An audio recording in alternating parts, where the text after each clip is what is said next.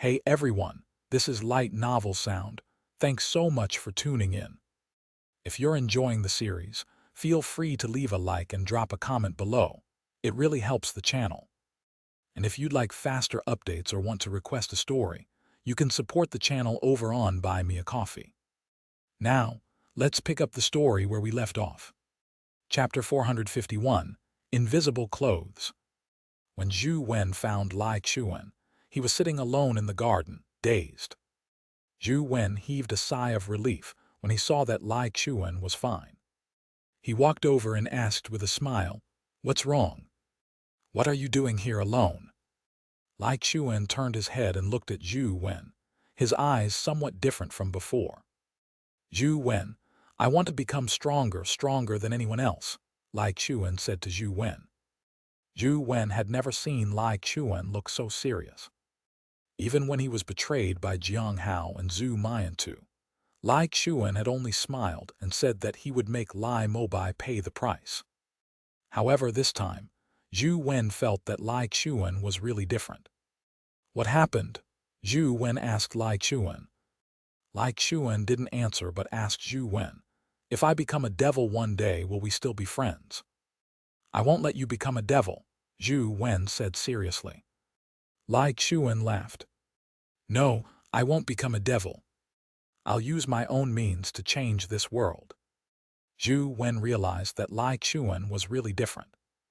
Ever since he had returned from the birthday celebration, Lai Xuan had seriously begun cultivating. Lai Xuan had excellent talent, and although he had been very hardworking in the past, his frequent mantra was striking a balance between work and rest. But now, whenever Lai Xuan had the time, he would drag Zhou Wen to train with him. Zhou Wen could clearly sense that Lai Xuan was rapidly improving. Furthermore, Lai Xuan condensed a life soul, something that surprised Zhou Wen. This was because Lai Xuan had said that it might take him years to condense a life soul, but he seemed to achieve it overnight. Furthermore, Zhou Wen felt that something was amiss with Lai Xuan's life soul. It was slightly different from his invincible connate divine arts attributes. However, no matter how Zhou Wen asked him, Lai Xuan refused to say anything. Zhou Wen constantly grinded dungeons and sought out the weakness of mythical creatures in the temple, but he didn't make much progress. In the Special Investigation Bureau's headquarters, Xianxia was looking at a photo. In the photo was a person wearing stone armor. There was only a side profile, and his body was covered in stone armor. He couldn't tell what the person inside the armor looked like. "Director General, he's here." Kai Jin's voice sounded from outside. "Bring him in." Xianxia put down the photo in his hand and said calmly. Kai Jin quickly brought the person in and became even more respectful towards Xianxia. Kai Jin had lost all of the Special Inspector Bureau's assets. He originally imagined that he would be killed. He did not think Xianxia would not even punish him. He had even transferred him back to the Special Investigation Bureau and restored him to his former position and job. This made him both grateful and uneasy. "Old Shen, why are you in such a hurry to find me?" An elderly man wearing a primordial trapping lock followed behind Kai Jin and sat on a chair opposite Xianxia. "I want to know who the person in the photo is." Xianxia pushed the photo to the old man. The old man took a look at the photo before curling his lips. "Although my life soul can take form, you do know that it has great limitations. It's not something that can be used casually. It will decrease my lifespan. Find him and you'll be free," said Xianxia. The old man's eyes immediately lit up. He stared at Xianxia and asked, "Aren't you afraid that the Cape family will cause you trouble if you let me leave heaven?" "I want to know who this person is," Xianxia said calmly without answering. "All right, deal." The old man extended his hand. Xianxia nodded slightly. Kai Jin went forward and opened the primordial trapping lock on the elder's body. The old man's hunched body suddenly straightened, making him look much taller. He reached out to pick up the photo, his eyes filled with energy. His eyes seemed to have magical powers as a magical beam shot out from within, and landed on the photo. As the light in the elder's eyes shone, the figure in the photo seemed to come to life as though it was struggling to walk out of the picture. Xianxia and Kai Jin stared intently at the photo, waiting for the figure in the photo to walk out. Ah! Suddenly, the old man let out a tragic cry as his eyes burst open. Blood splattered everywhere on the table. He covered his eyes and cried out in pain. Xianxia and Kai Jin's expressions changed drastically. On campus, Zhou Wen felt his sigh of the king spontaneously appear, but it only lasted a split second before vanishing again. Strange, what happened? Zhou Wen was alarmed and puzzled, but he had no idea what was happening. After waiting for a while and not sensing any further abnormalities of the sigh of the king, Zhou Wen continued his research. During this period of time, he had been constantly fighting the snake in the temple. He had basically figured out the snake's abilities. Zhou Wen still had ways to deal with its other abilities, but he was unable to do anything about the snake eye's mirror image. Unless I can infinitely teleport or become invisible to prevent the snake from seeing me. Otherwise, it's impossible to dodge that gaze. It's still impossible to teleport infinitely now, but I can think of ways to obtain an invisible primordial energy skill. Zhou Wen knew that there were indeed primordial energy skills that allowed for invisibility. However, invisible-type primordial energy skills were extremely rare. Few were willing to sell them. Therefore, even if someone were to sell them, they were often sold at astronomical prices. Zhou Wen had plenty of primordial crystals on hand. He could afford them even if they had sky-high prices. More importantly, it wasn't convenient for him to sell the primordial crystals at present. While Zhou Wen was fretting over this matter, and Sheng contacted him to express that the Sunset Army wanted to buy his primordial crystals. Puzzled, Zhou Wen asked, "Why do you want the primordial crystals?" And Sheng said, "Although primordial crystals and primordial gold have the effect of killing dimensional creatures, the characteristics are different. The problems involved are very simple. I'll just give an imperfect analogy. If it's only primordial gold, we can only make them into firearms. But if we add in primordial crystal, we will be able to produce laser guns. Of course, it's not that simple, but that's the general gist of it. I can give you the primordial crystals. I don't want money either, but I have a request," Zhou Wen said. "Speak." "I want a primordial energy skill that can make me invisible. It needs to be at least epic stage." Zhou Wen gave his request. There are too few primordial energy skills that provide invisibility. They can only be obtained by chance. If you just want an invisibility ability, a very good opportunity has recently opened up. There's a companion egg in a West District auction. That companion beast has the ability to make one invisible. However, the price will be very high. There are many competitors as well. You have to be mentally prepared," and Sheng said. "What companion beast is that?" Zhou Wen asked. "The mythical companion beast, Invisibility Cloak," said Sheng. Chapter 452, Cannot be Hatched. Someone actually is selling a mythical companion egg. Zhou Wen found it unbelievable. And Sheng smiled and said, "No one would sell one under ordinary circumstances, but this one is a little different." "How is it different? Is there anything special?" Zhou Wen asked, puzzled. "Do you have any idea about Orphism of the West District?" And Sheng asked. "A little. I roughly know that in the early times, there was the god, Kronos. It later became the god of chaos, and then the 12 Titans. Finally, it became the more famous 12 Olympus gods, with Zeus being the leader. These are the few representative generations of gods in Orphism." Zhou Wen knew quite a bit about this belief, as he had received Chaos's heritage, and it was also related to the Chaos bead. Zhou Wen had previously read about such matters. Although he didn't study it in depth, he had a general understanding of it. It's not bad that you already know these things. Few people from the East District typically study the myths of the West District. They probably only know about Zeus and the other gods. And Sheng paused before continuing. The Cape family discovered a temple left behind by the dualism god, Phanes, in the mortal realm. His status is probably the same as the Pangu of our East District's system of gods. Although it's a little different, you get what I mean. Anyway, according to the myths and legends in the West District, all the god kings have to gain his approval before they become the king of gods. The Cape family obtained the recognition of the temple. They chose one of the 3 companion eggs in the temple, which is this invisibility cloak that is being put up for auction. And Sheng said, "That's not right. Since it's being auctioned now, it means that no one has ever hatched it." "How do you know that it's invisibility cloak?" Zhou Wen asked curiously.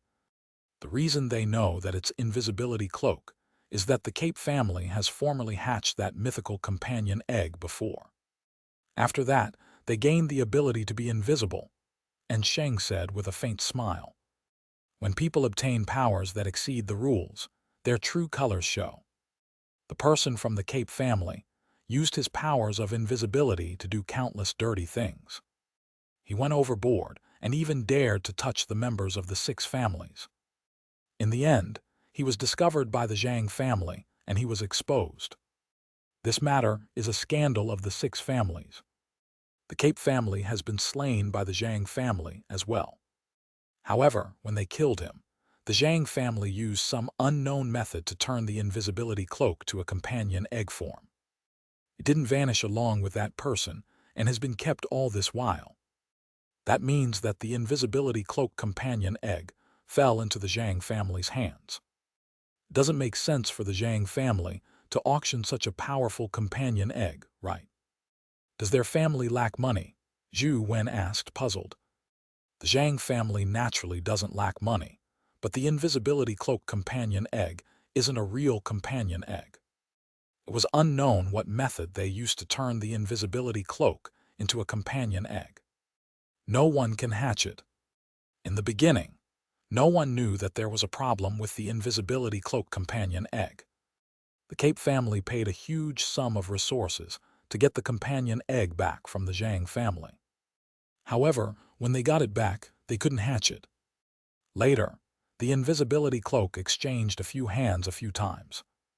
Although there's a problem, it's a mythical companion egg and has magical invisibility. Everyone wants to give it a try. Everyone thinks that they are capable of doing something others can't, but they ultimately realize they can't do it either. From the 6 families to ordinary families, it has changed multiple hands.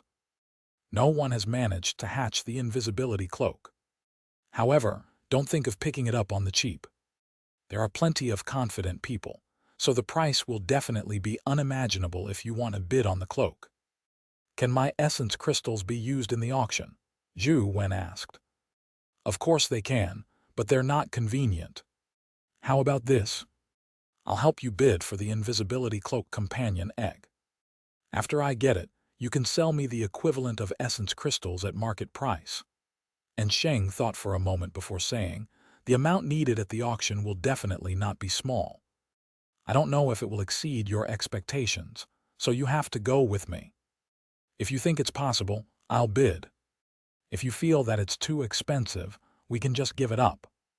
To the West District, Zhou Wen was somewhat worried. Don't worry. I have my own arrangements. There won't be any problems. Just treat it as a vacation. There are many famous dimensional zones in the West District where the auction is held. You can also pay them a visit when the time comes. And Sheng could understand Zhou Wen's worry. All right. Zhou Wen was rather interested in the invisibility cloak. Furthermore, he wanted to see if the dimensional zones in the West District had the tiny palm symbols. If there were any tiny palm symbols, it wouldn't be a bad idea to download a few of them. Zhou Wen was very interested in companion beasts that were angels, sprites, and devils. As he was about to leave, Zhou Wen had no choice but to place the antelope and chick at Wang Lu's place. Zhou Wen had previously given the antelope and chick some essence crystals, but they weren't interested in them at all. Your trip will make you owe me more days of breakfast, right? I'm afraid lunch won't be enough to cover the shortfall, Wang Lu said as she looked at him. Then use dinner to make up for it, Zhou Wen said. I want to lose weight. I don't eat dinner, Wang Lu said with a twitch of her lips. Although she said that, Wang Lu still took the chick. The antelope also consciously followed her. It even seemed somewhat eager. Clearly, it could eat better when with Wang Lu. This time, and Sheng personally brought Zhou Wen to the West District. Zhou Wen heard from Sheng that the place they were heading to was a peninsula, and it was very close to the sea.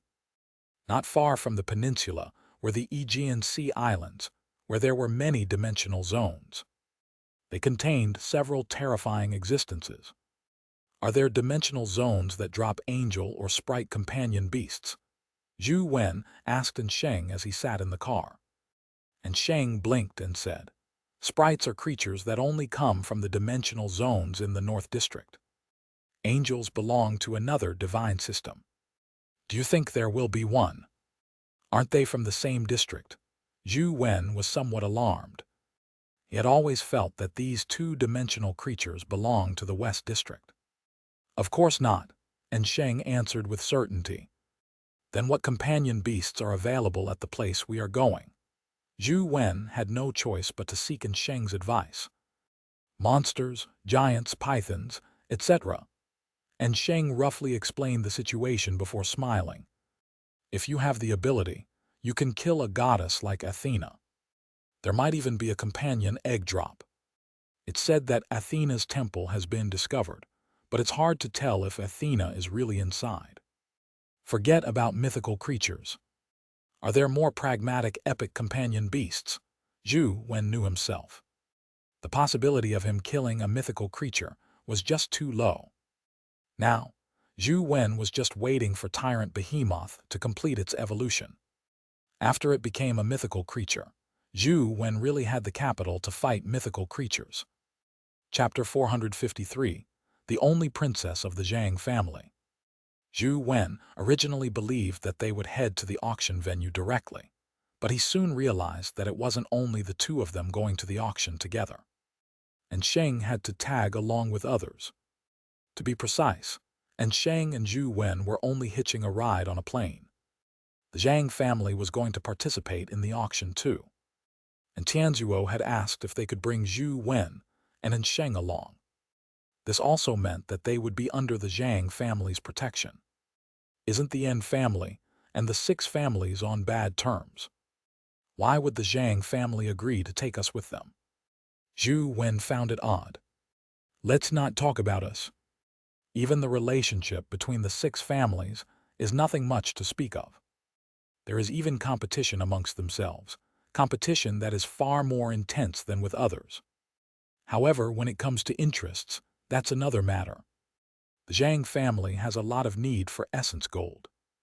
We also have some needs that the Zhang family can satisfy us with, so our relationship is relatively stable. However, the Zhang family originally wanted to reject our request, but for some reason they later agreed, and Sheng said. When they arrived, a butler-like person welcomed Sheng and Zhou Wen and took them to a private airport. Butler, who is the person in charge of the Zhang family this time? And Sheng asked. There were many experts in the Zhang family. And Sheng wanted to know who it was, lest he made any faux pas. The one who's going to the Aegean Sea this time is Third Master's only daughter, the old butler said. And Sheng couldn't help but be surprised when he heard that. In the Zhang family's previous generation, there were 3 brothers who were particularly good at fathering sons. They had many sons. The first and second master had 8 sons each. The third master had 2 sons and only 1 daughter. The entire Zhang family only had 1 daughter. One could imagine how doted upon this girl was. Legend had it that every year, all the sons of the Zhang family rushed back to celebrate her birthday. Each of them prepared a rare treasure. The scene was extremely breathtaking. Of course, that was only a legend. This was because the Zhang family only had 1 daughter. She was like a princess, so they had protected her from birth. Up until now, No one in the Zhang family knew her name, much less what she looked like. And Sheng wanted to ask the name of the princess of the Zhang family, but the butler clearly didn't want to say too much and had already boarded the plane. And Sheng mentioned the princess of the Zhang family to Zhou Wen and said with a smile, "We are lucky today. Perhaps we might have a chance to meet her in person." The two of them boarded the plane, and the old butler brought them inside. There were all sorts of pink decorations inside the plane, making it look very feminine. Inside the cabin, there was a young woman who looked to be in her 20s. She was somewhat different from the Princess Zhou Wen imagined. She was at least older than he imagined. However, when Sheng and Zhou Wen saw her clearly, their eyes widened. "What's wrong? You've forgotten about me already." The woman looked at the two of them and smiled. "Zhang Yuzhai, you're from the Zhang family." Zhou Wen obviously recognized her. Back when he was heading home with Sheng, Lai Chuan, and Lai, he had met this woman on the way and allowed her to hitch a ride. "Isn't what you're saying odd? You've already called me Zhang Yuzhai. If I'm not from the Zhang family, would I be from your Zhou family?" Zhang Yuzhai said with a smile.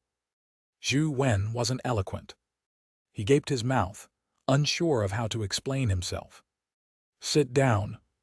The plane is about to take off," Zhang Yuzhai said as she pointed to the seat beside her. "What's that?" After the plane took off, Zhou Wen looked out the window and realized that there were actually many white birds outside the window. They looked like cranes, but they were a lot bigger. Furthermore, there were quite a number of them, and they flew around the plane in groups. On careful look, Zhou Wen realized that there was someone sitting on each crane's back. That's the sky crane companion beast that's unique to the Zhang family. It's a top epic creature. Its flight and combat abilities are very strong, and Sheng explained. Zhou Wen immediately understood that they were experts of the Zhang family that protected Zhang Yuzhai. Zhou Wen looked at Zhang Yuzhai with an odd look. With her status, how could she have suffered a breakdown by herself in the wilderness?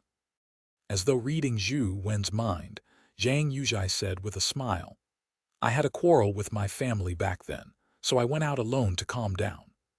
I never expected anything to happen. Thankfully, I met you.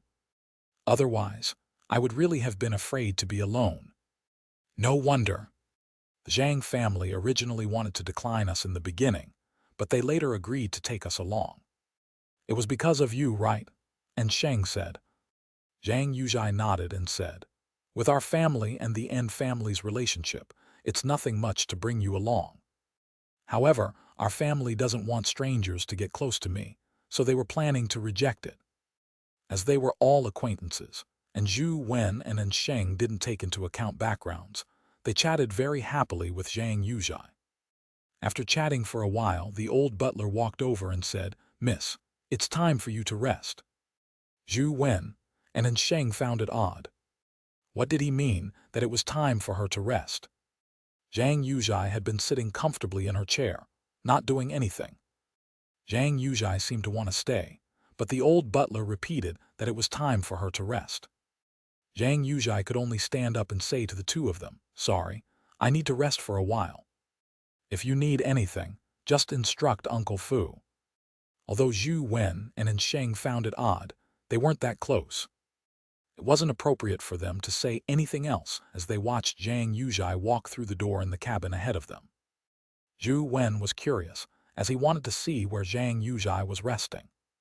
Legend has it that passenger planes have first-class cabins. Could it be that this plane has first-class cabins as well? Zhou Wen activated Truth Listener's earring, hoping to see what Zhang Yuzhai's resting place looked like. He didn't have any malicious intent. A three-dimensional layout of the plane immediately appeared in Zhou Wen's mind.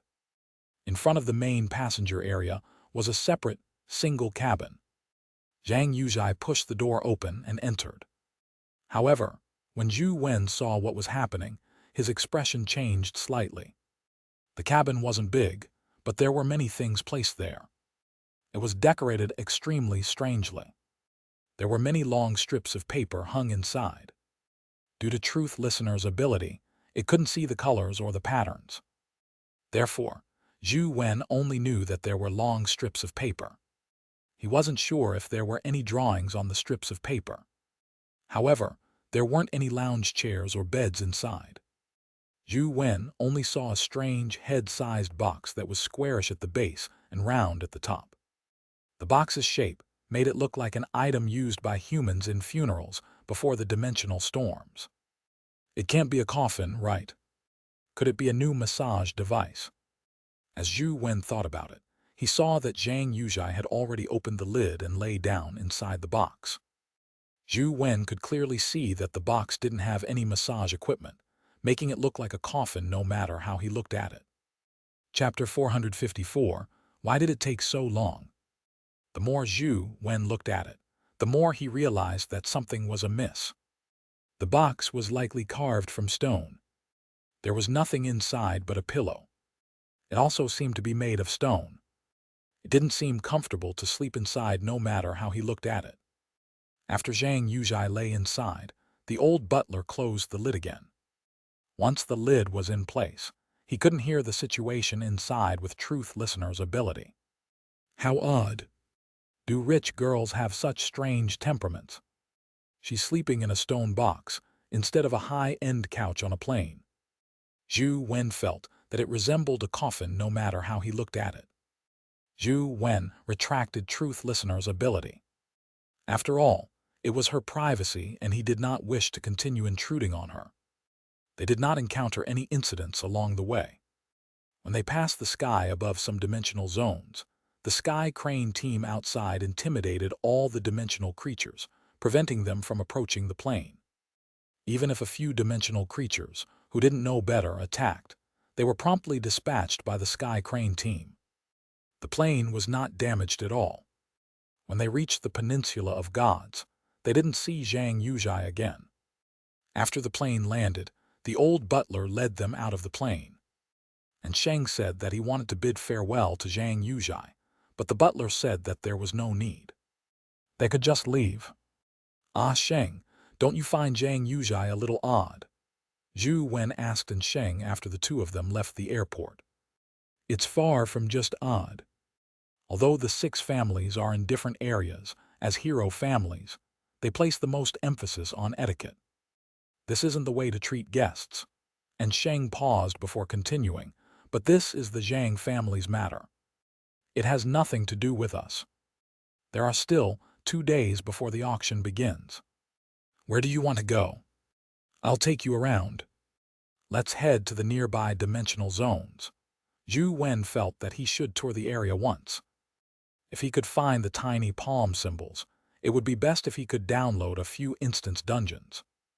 Most of the dimensional zones on the Peninsula of Gods have owners. We are foreigners after all.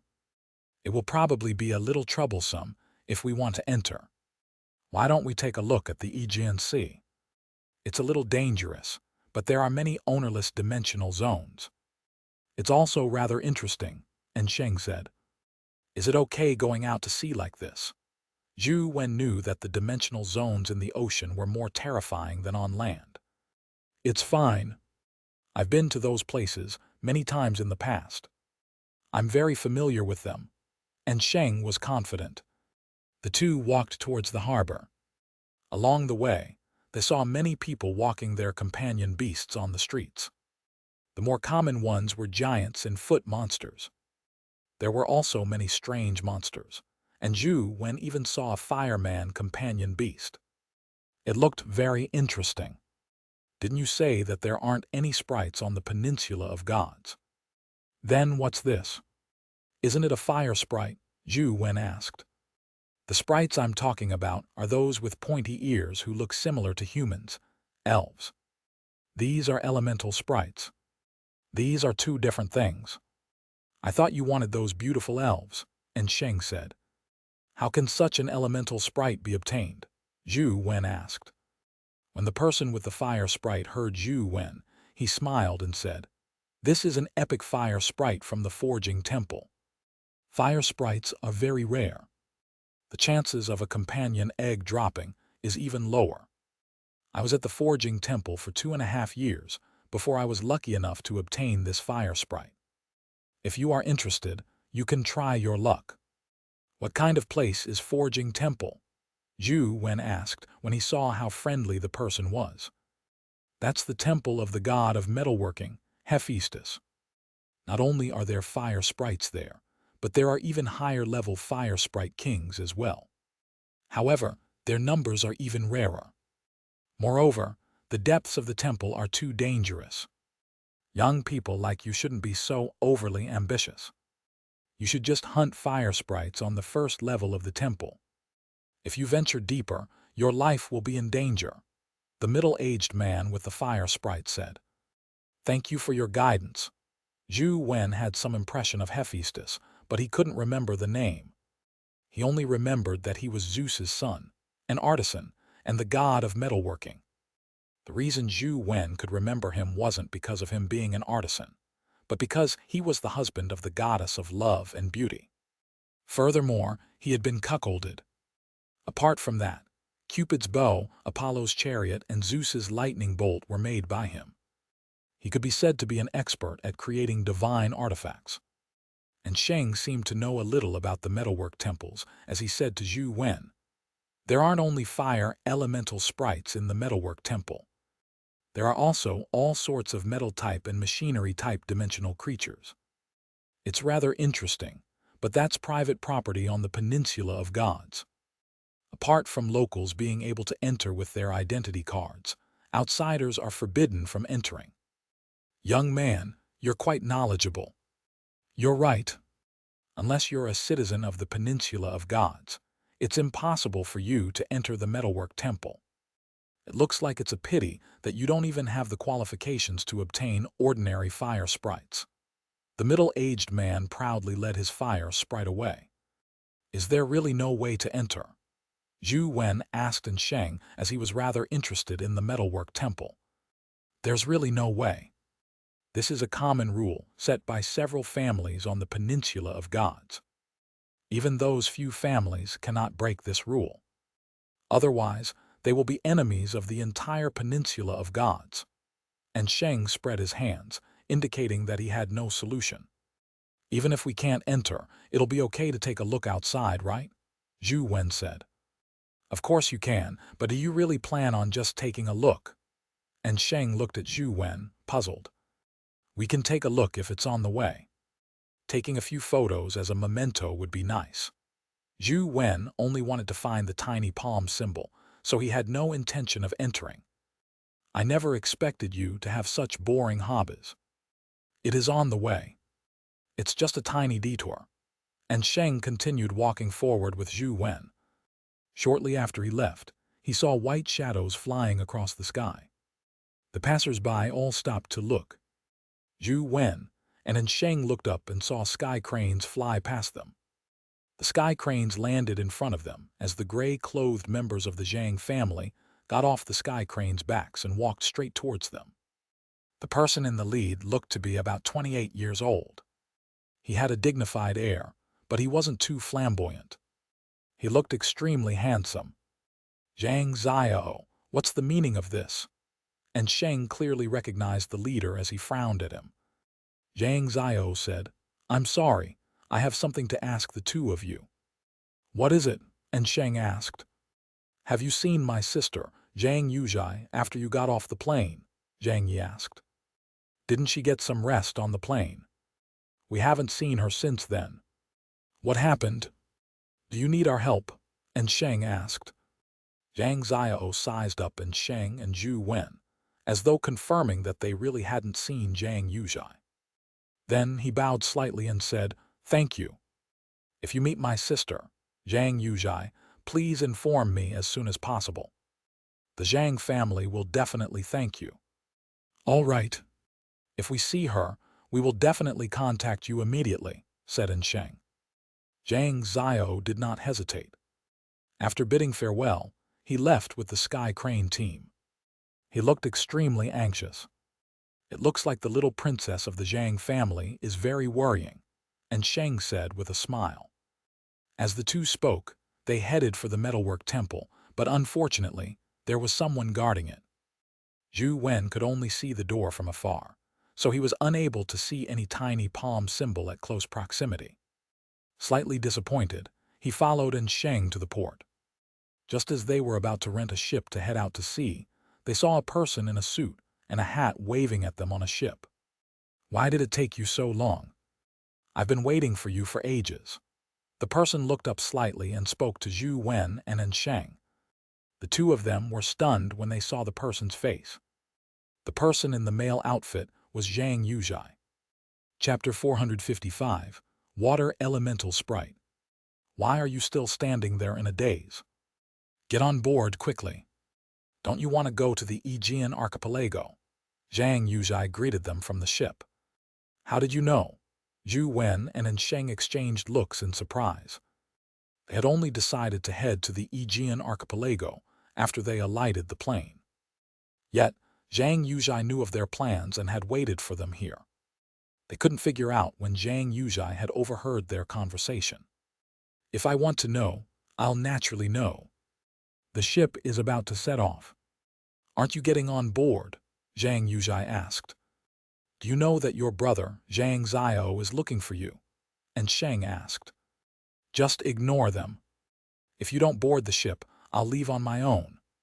Zhang Yuzhai curled her lips and was about to start the engine. Zhou Wen and Sheng thought for a moment and had no choice but to board the ship. Zhang Yuzhai was very excited. After she started the engine, she drove the boat towards the sea and shouted excitedly, "I want to conquer the entire sea." "How old are you?" "How childish," and Sheng said with a smile. "I like childish stuff." "You're childish too, even if you're not convinced," Zhang Yuzhai retorted. And Sheng came to Zhang Yuzhai's side and said, "Let me drive it. There are dangers lurking in the sea. I have to take the correct route to avoid unnecessary trouble." "That's good." Zhang Yuzhai handed the task of driving the boat to Sheng. She walked to the bow of the boat and extended her hands. She faced the wind as though she was hugging the sea. Once they were out in the sea, electronic devices were affected. There were all kinds of errors. Phones could be switched on, but there was no signal. Furthermore, there were also signs of hanging. As the sea was dangerous, Zhou Wen didn't grind dungeons and constantly paid attention to the sea surface. Not long after they headed out, they suddenly heard a strange song. The three of them looked in the direction of the song. In the distance, there was a reef. A young woman was singing on it. However, upon closer inspection, they realized that the woman didn't have legs. She had a fishtail. It was the legendary mermaid. As if sensing the gazes of the three of them, the mermaid stopped singing and plunged into the sea before disappearing. A mermaid. It was actually a mermaid. "We were really lucky. I heard that mermaids in the sea are extremely rare. I didn't expect to meet one so quickly while out at sea," Zhang Yuzhai said. However, and Sheng said, the mermaids are known as sirens in certain myths. It's ominous to encounter them at sea. "Why?" Zhang Yuzhai was slightly taken aback as she asked in disbelief. According to myths, the sirens with human faces but fish bodies are the daughters of the river god. They have a voice that can bewitch one's heart, causing the sailors to be charmed by their singing. They will involuntarily steer their ships to the hidden reefs and eventually perish. And Sheng told them the story of the sirens. Thankfully, they weren't the sailors in myths and legends, nor were they bewitched. The journey went very smoothly. Although they saw dimensional creatures at sea, nothing attacked them. When Zhou Wen saw an island, and Sheng circled the boat around the island without any intention of landing on it. "Why aren't we heading for that island?"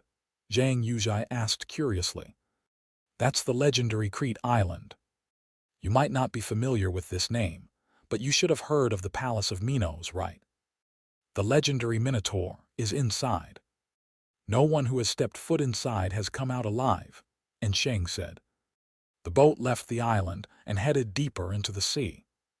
And Sheng was indeed very familiar with the area. There wasn't any danger on their journey.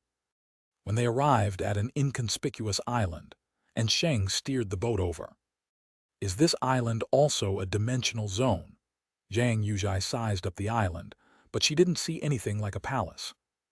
The dimensional zones in the Aegean Sea typically existed in the form of a palace. Most of the god-like existences were inside the palaces.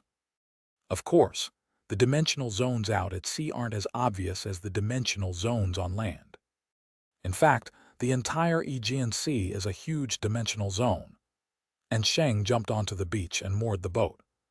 He continued, "There are many water elemental sprites on this island. You can try your luck and get a water elemental sprite companion egg to drop. When you enter dimensional zones in the future, you won't have to worry about water." Zhou Wen and Zhang Yuzhai knew the importance of water. If they were trapped in a dimensional zone for a long period of time, they could still last for a period of time as long as there was water to drink. Although Zhou Wen had stored a lot of food and water inside the chaos bead and didn't have to worry about a lack of water, it was especially important for the average person to have a water elemental sprite companion, beast even if it was at the legendary stage. However, water elemental sprites were similarly rare. They were usually only seen out at sea, but those who could go out to sea had to at least be at the epic stage. Furthermore, they might not be able to find water elemental sprites even if they went out to sea. The three of them headed deeper into the island. Before long, they saw a blue blob of water bouncing around on the grass like a frozen soccer ball. That's the most ordinary water elemental sprite. It's a legendary stage dimensional creature, which usually has two talent skills, water gun and water ball. They can deliver long-distance attacks, and Sheng said as he pointed at the water blob. "It's just a ball of water. Its attack power shouldn't be strong, right?" Zhang Yuzhai saw that the water elemental sprite was very cute, and it made her feel like pinching and hugging it. Have you never seen a high-pressure water jet cutter? Are granite and steel hard enough? Water can easily cut it apart. Don't underestimate the power of water. It will kill you, and Sheng said solemnly. As the trio spoke, the water elemental spirit had already discovered them and was about to bounce up from the grass. In the air, it spat out a water column that sprayed towards Zhou Wen. The water pillar was as thick as a finger, but its speed was shockingly fast. Zhou Wen ducked, and the water pillar spewed out more than 10 meters, leaving a deep dent on a rock. Zhou Wen pulled out his bamboo blade and slashed at the water elemental sprite. He split the water elemental sprite's body apart, but after his blade slashed, the water elemental sprite's body returned to its original state. It wasn't injured at all. Water will flow around a blade. Striking a water elemental sprite's body is useless. It has a water elemental crystal in its body. Shatter it to kill it, and Sheng said. Zhou Wen nodded and carefully observed the water elemental sprite's body. Indeed, there was a dark blue bead flowing within its body. He slashed with his saber and sliced the bead apart. This time, the water elemental sprite shattered along with the bead and dropped a crystal. Chapter 456. The Strange Waterfall Pool. Your luck is pretty good. Your first water elemental sprite produced a crystal, but unfortunately, it's not a companion egg, and Sheng said with a smile. Zhou Wen kept searching for water elemental sprites on the island, hoping to have a companion egg drop. However, Zhang Yuzhai wasn't interested in companion eggs. She only took photos as though she was on a tour. Why is that water elemental sprite a little different? When Zhou Wen and company came to a waterfall, they saw a strange water elemental sprite. Typical water elemental sprites were blue in color and looked spherical, but in fact, they were the shape of water droplets. However, this water elemental sprite was silver in color. It didn't look like a water droplet, but a snake. This should be a high-level water elemental sprite. It might be an epic creature. Be careful, and Sheng said responsibly. Zhou Wen was indeed very careful. He summoned stone armor and didn't approach the silver water snake sprite. He summoned his overlord sword and slashed at it from afar. The water snake didn't dodge. It opened its mouth and spewed out silver water. However, the water that it spewed out was somewhat strange. It was actually in the shape of a venomous fang. A sword beam slashed across, shattering the water snake's venomous fangs. The sword beam continued to slash at it.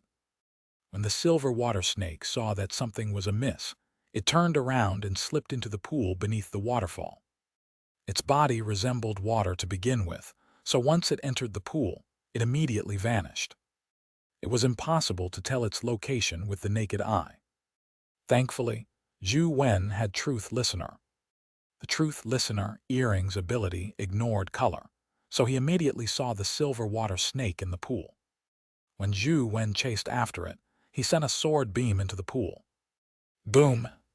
The water surface was parted by the spinning sword beam, slicing apart the silver water snake's body. Even the water elemental crystal in its body was shattered. A silver crystal-shaped companion egg dropped and sank to the bottom of the pool. A companion egg dropped. Zhou Wen stood by the pool and observed for a while. When he saw that there were no signs of other dimensional creatures in the pool, he jumped in and dived towards the bottom. Zhou Wen reached out to pick up the companion egg. Just as he was about to float up, he suddenly felt a tremendous suction force at the bottom of the pool. It caused his body to instantly sink, as though a toilet whirlpool was sucking at him. Splash! Zhou Wen was flushed down with the flow of water and discovered that there was a huge space beneath the pool. Beneath it was churning seawater. Zhou Wen looked up, but he didn't find the cave entrance that he had washed down from. There were black rocks above his head without any gaps.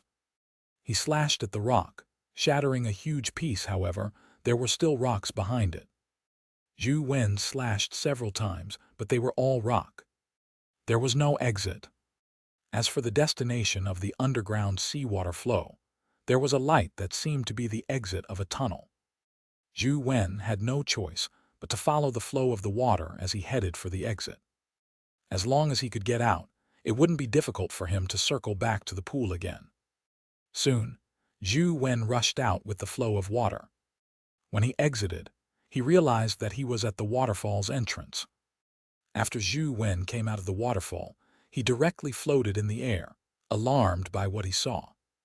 No matter how he looked at the waterfall and the pool below, it looked like the one he had fallen into. However, he had clearly fallen into the pool of water beneath, so why would he come out of the waterfall from above? Zhou Wen carefully observed his surroundings. Indeed, the environment was identical. It was the pool that he had fallen into, but there was no sign of Sheng or Zhang Yuzhai. Don't tell me they went into the pool to look for me. Zhou Wen thought to himself as he flew higher, hoping to confirm that they were still on the island. As he flew into the air, he managed to take in the entirety of the small island. The extremely beautiful island was filled with green grass and flowing water. However, when Zhou Wen's gaze landed on a spot, his pupils constricted abruptly. There was an apple tree growing on a grass slope. There was only one apple on the huge apple tree, but that apple was somewhat unusual. It was as though it was made of gold and emitted a resplendent glow. Under the apple tree, there was a black lizard sleeping. The lizard was even bigger than an elephant. Soon, because lizards didn't have wings, Zhou Wen realized that it wasn't a lizard but a legendary West District dragon. On the dragon's back were two fleshy wings. Gold apple. Dragon. Zhou Wen was alarmed and puzzled. This was a little similar to the myths that Zhou Wen had read. Legend had it that the human hero, Peleus, married a sea nymph. They had invited all the gods to their wedding, but chose not to invite the goddess, Eris. Unhappy about this, she produced a golden apple at the wedding and tossed it into the feast of the gods. On it were the words, "To the most beautiful." In the end, Hera, Athena, and Aphrodite entered a dispute for the golden apple. This eventually led to a human war. Legend had it that the golden apple tree was in a holy garden, guarded by a 100-headed dragon, but that was only a legend. This place didn't look like a holy garden. The black dragon under the golden apple tree didn't look like it had 100 heads, it only had one. Zhou Wen didn't know what the golden apple was for, nor did he wish to snatch it, lest he alarm the black dragon. Although it might not be a 100-headed dragon, the dragon itself was a mythical creature of legend. Zhou Wen didn't wish to take the risk. However, what puzzled Zhou Wen was that before they had come onto the island, they hadn't seen the golden apple tree or the dragon. Why did these things suddenly appear? Zhou Wen checked the entire island, but he didn't find Sheng and Zhang Yuzhai. The strangest thing was that even the boat that they had moored on the beach had vanished. Could it be that this isn't the island from before? It just looks a little similar. When I passed through the hole beneath the pool, I arrived somewhere else. The more Zhou Wen thought about it, the more he found it possible. Splash! Splash! As Zhou Wen was pondering over the matter, he heard 2 splashes. It was as though a stone had dropped into a pool of water. He turned his head and saw Sheng and Zhang Yuzhai fall from the waterfall and fall into the pond, stirring up a huge splash. They were fine and quickly crawled out of the pool, but Zhou Wen felt something amiss. He turned to look at the black dragon under the apple tree. Indeed, it had awoken from its slumber. It slowly got up and looked towards the waterfall. Zhou Wen, what are you doing up there? Zhang Yuzhai shouted at Zhou Wen when she saw him in midair. Chapter 457, Apple Plucking Plan. Zhang Yuzhai's voice woke up the black dragon. It raised its head and pricked up its ears, staring straight at the waterfall. Zhou Wen knew that they couldn't see the distant giant dragon or the golden apple tree, so he hurriedly gestured for them to stay silent. He also descended and pulled them into the cave. Boom! The 3 of them had just entered the cave when the black dragon streaked across the sky like a black bolt of lightning. It landed beside the pool as it swept its eyes around as though it was looking for something. After circling the pond a few times and finding nothing, it slowly returned to the apple tree. The 3 people, who had held their breath in the waterfall cave, finally dared to breathe. Strange. I've come to this island many times. There are only some water elemental sprites. Why would there be an additional dragon? Sheng said with a frown. It's not just that. Zhou Wen recounted his discovery and speculation. Zhang Yuzhai's eyes lit up when she heard that. In other words, we aren't on the original island. When we passed the tunnel beneath the pool, we entered another space. This is a dimensional zone that hasn't been discovered. There's a gigantic dragon here and a golden apple. Is that really the golden apple of discord from the legends? How would I know? Zhou Wen shook his head. Sheng said, no mythical creature is to be trifled with. Even if it's a weaker existence in myths and legends, it's not something we can deal with. Don't even have thoughts on the golden apple. Let's swim back from the waterfall tunnel and take a look. It's best if we can go back. If we can't return, we can try entering the pool again. Perhaps we'll be sucked in once again and be able to leave this place. Zhou Wen agreed, since he didn't wish to take the risk. Although Zhang Yuzhai was very interested in the golden apple from the fairy tale legend, she could only leave with the 2 of them. They soon realized something terrifying. There was no way back at the end of the waterfall. Furthermore, after they entered the pool, there was no strange suction force at the bottom. After leaving the pool, the 3 of them returned to the cave.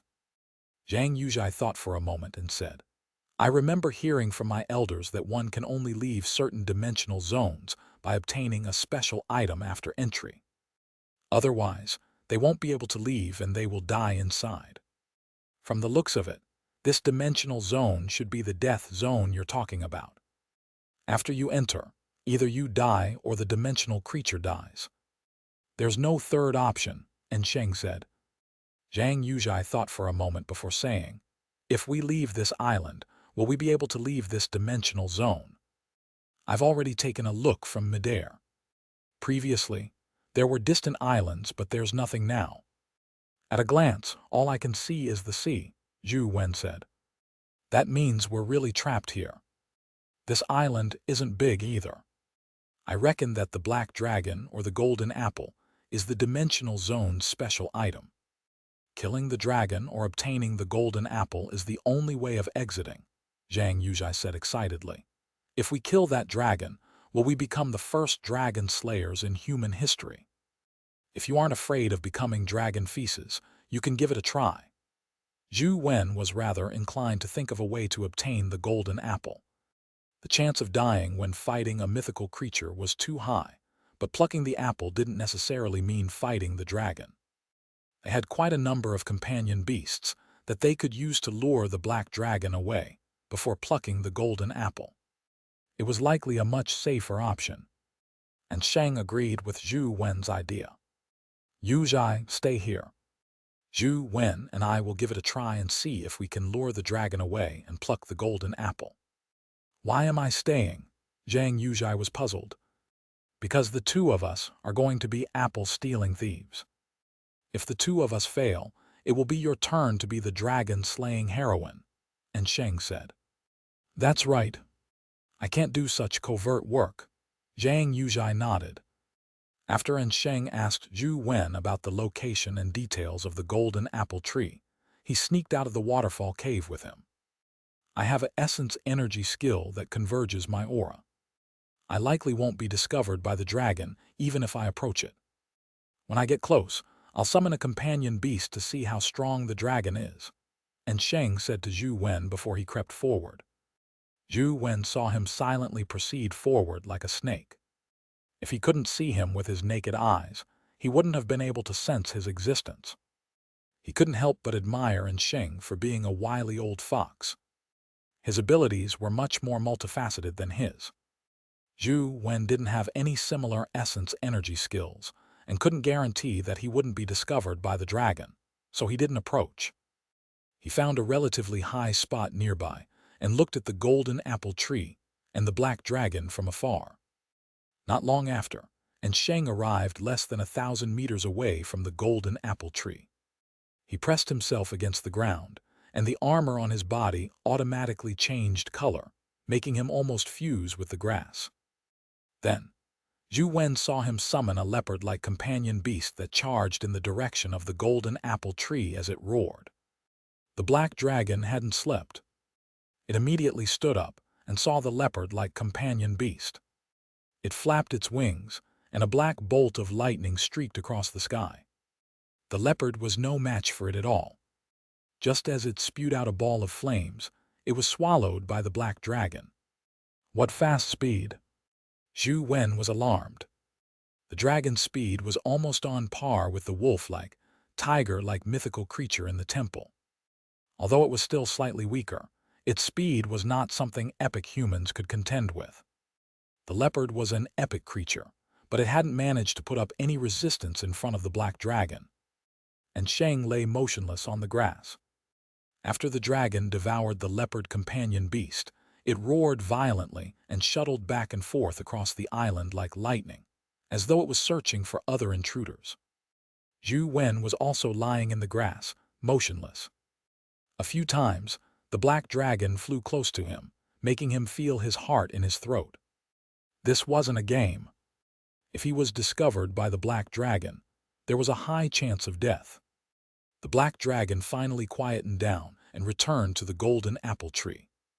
After quite some time, it seemed to be exhausted. When it lay under the tree to rest, Sheng silently retreated. He gave Zhou Wen a look, and the two of them slowly retreated to the side of the waterfall.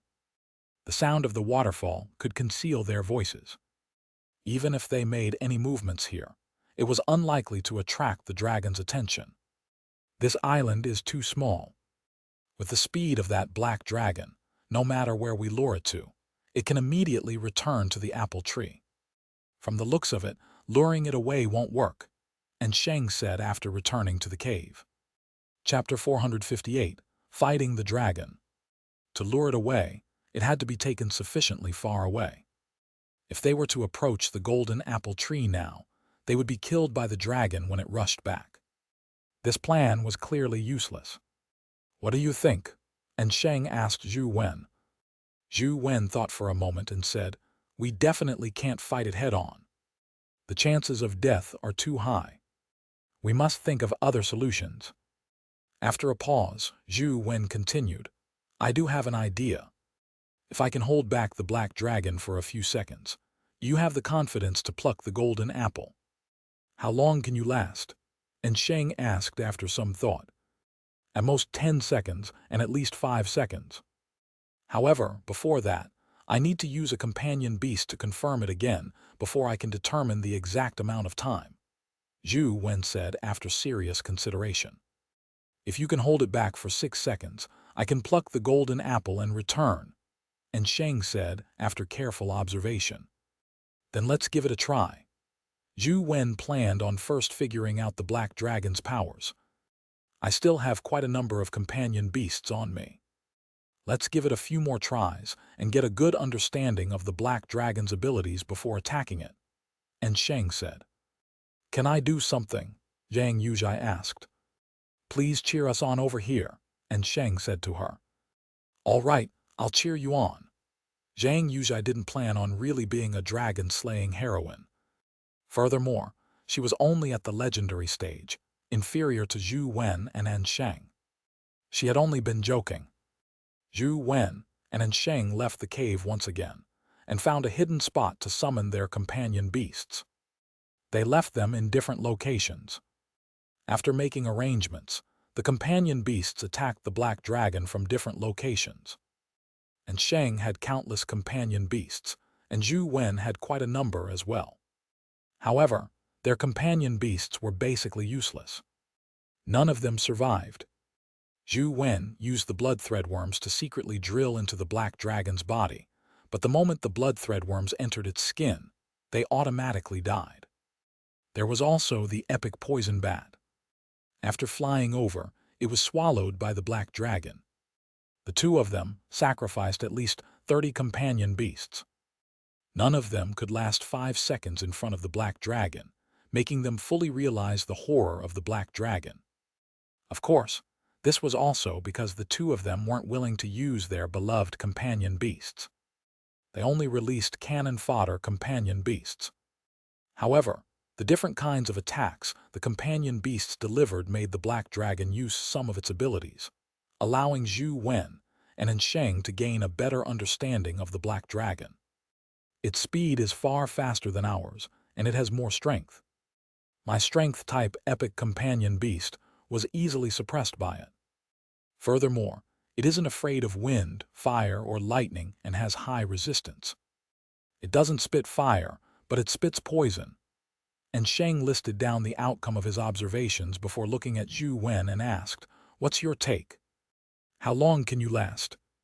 It's better to underestimate than overestimate. 7 seconds. Zhou Wen carefully did the calculations mentally. He included all his various abilities, and finally gave such a conservative number. Enough. Let's draw up our plan first. I'll hide near the apple tree. My limit should be within 500 meters.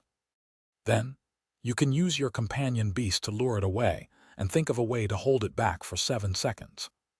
Leave the rest to me, and Sheng explained, as he drew a picture on the ground to show the entire plan clearly. Remember, we only have one chance. If we fail, we will die, and Sheng said to Zhou Wen when he was prepared to leave the cave. Got it, Zhou Wen nodded solemnly. The two of them left the cave. Following the plan, and Sheng stealthily approached the apple tree.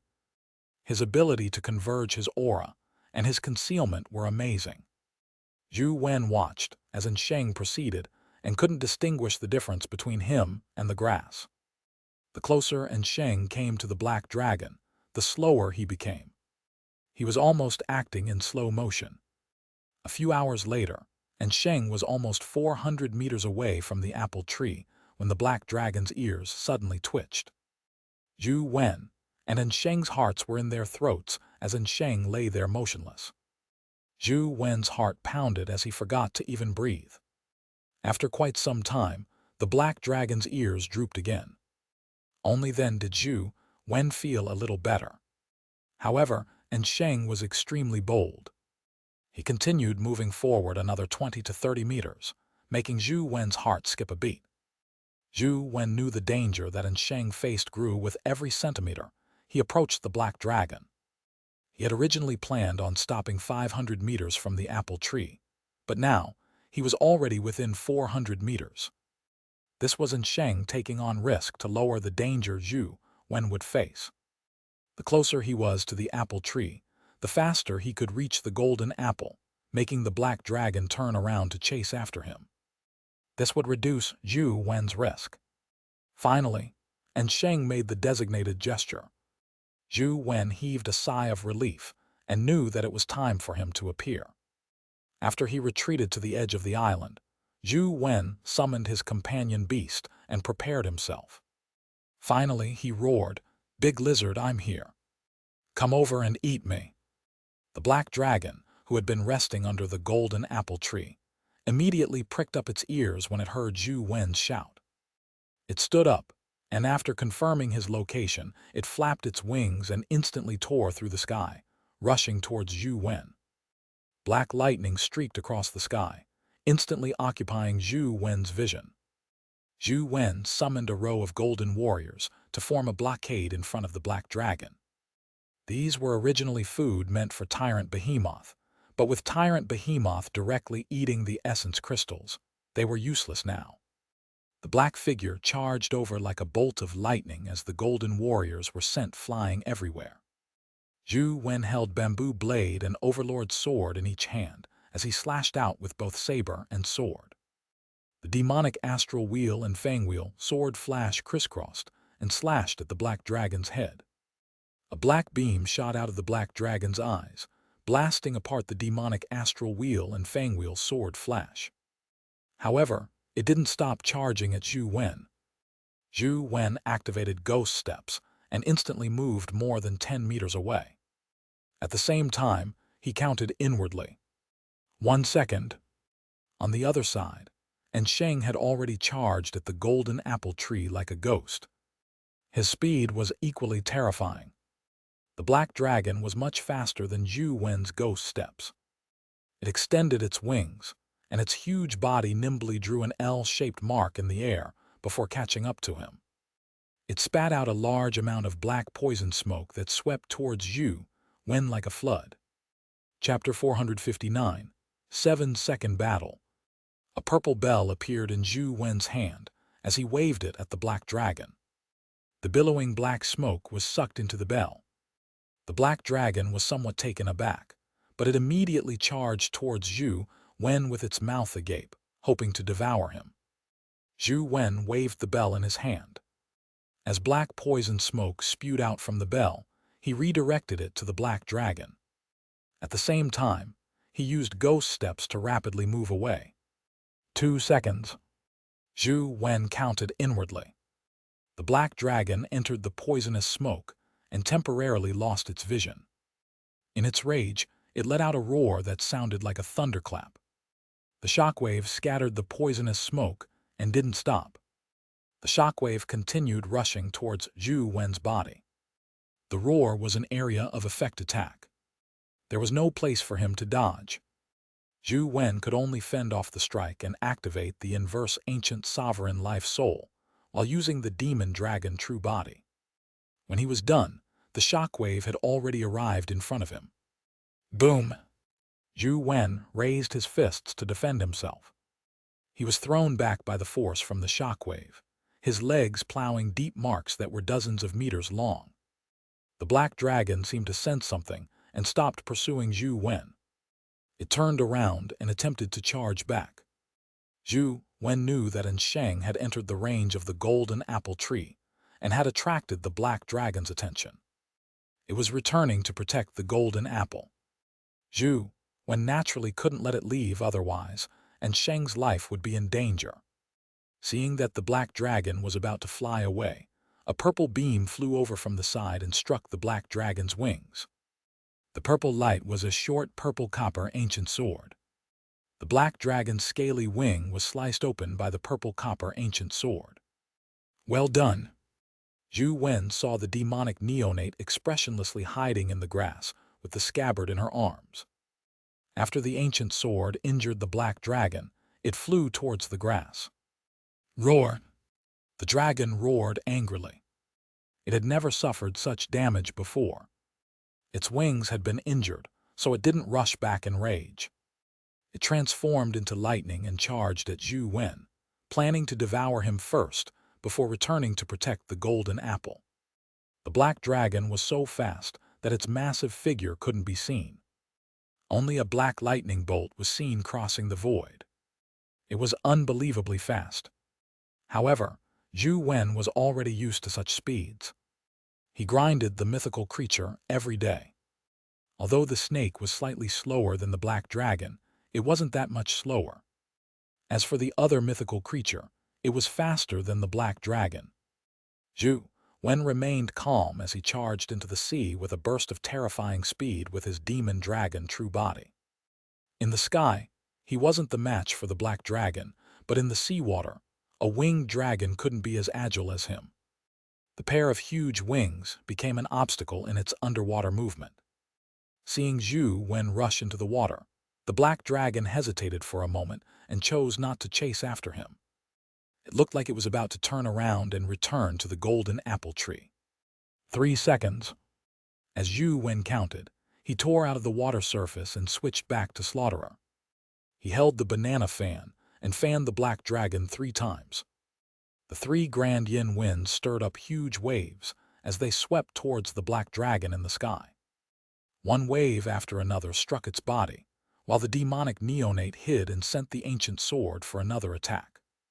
They attacked the black dragon one after another. The black dragon had been injured by the ancient sword, so when it saw the purple beam flying towards it and the waves rushing towards it, its ferocity was triggered. The black gas around it surged as its body emitted a metallic sheen. Another 2 pairs of wings appeared on its back, turning it into a black 6-winged dragon.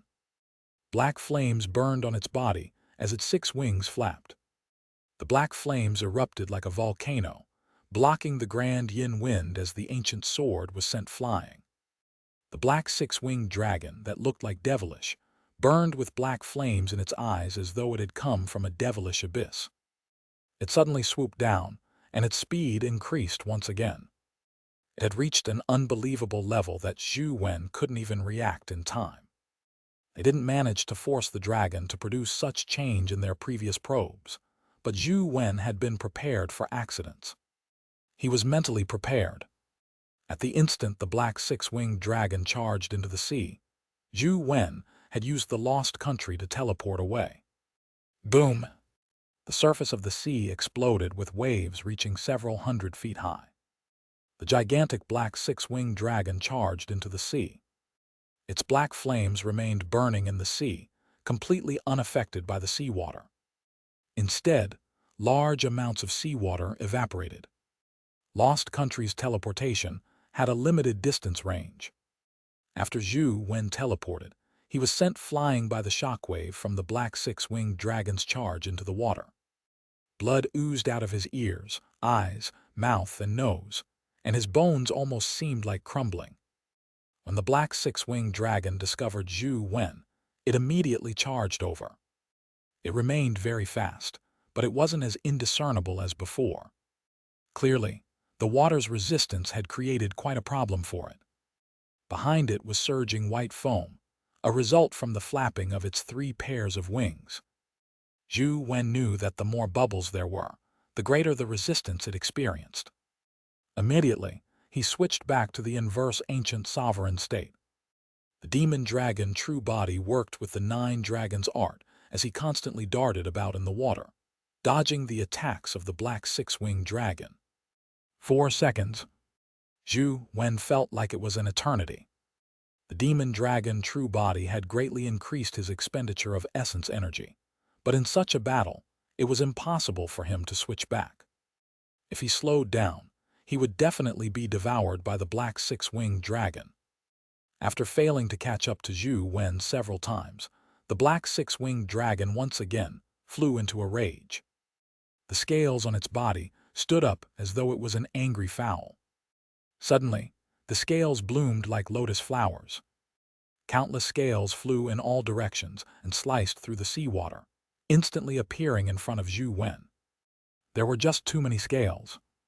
With nowhere to dodge, Zhou Wen gritted his teeth as he gripped the Overlord's sword and bamboo blade and forcefully slashed down.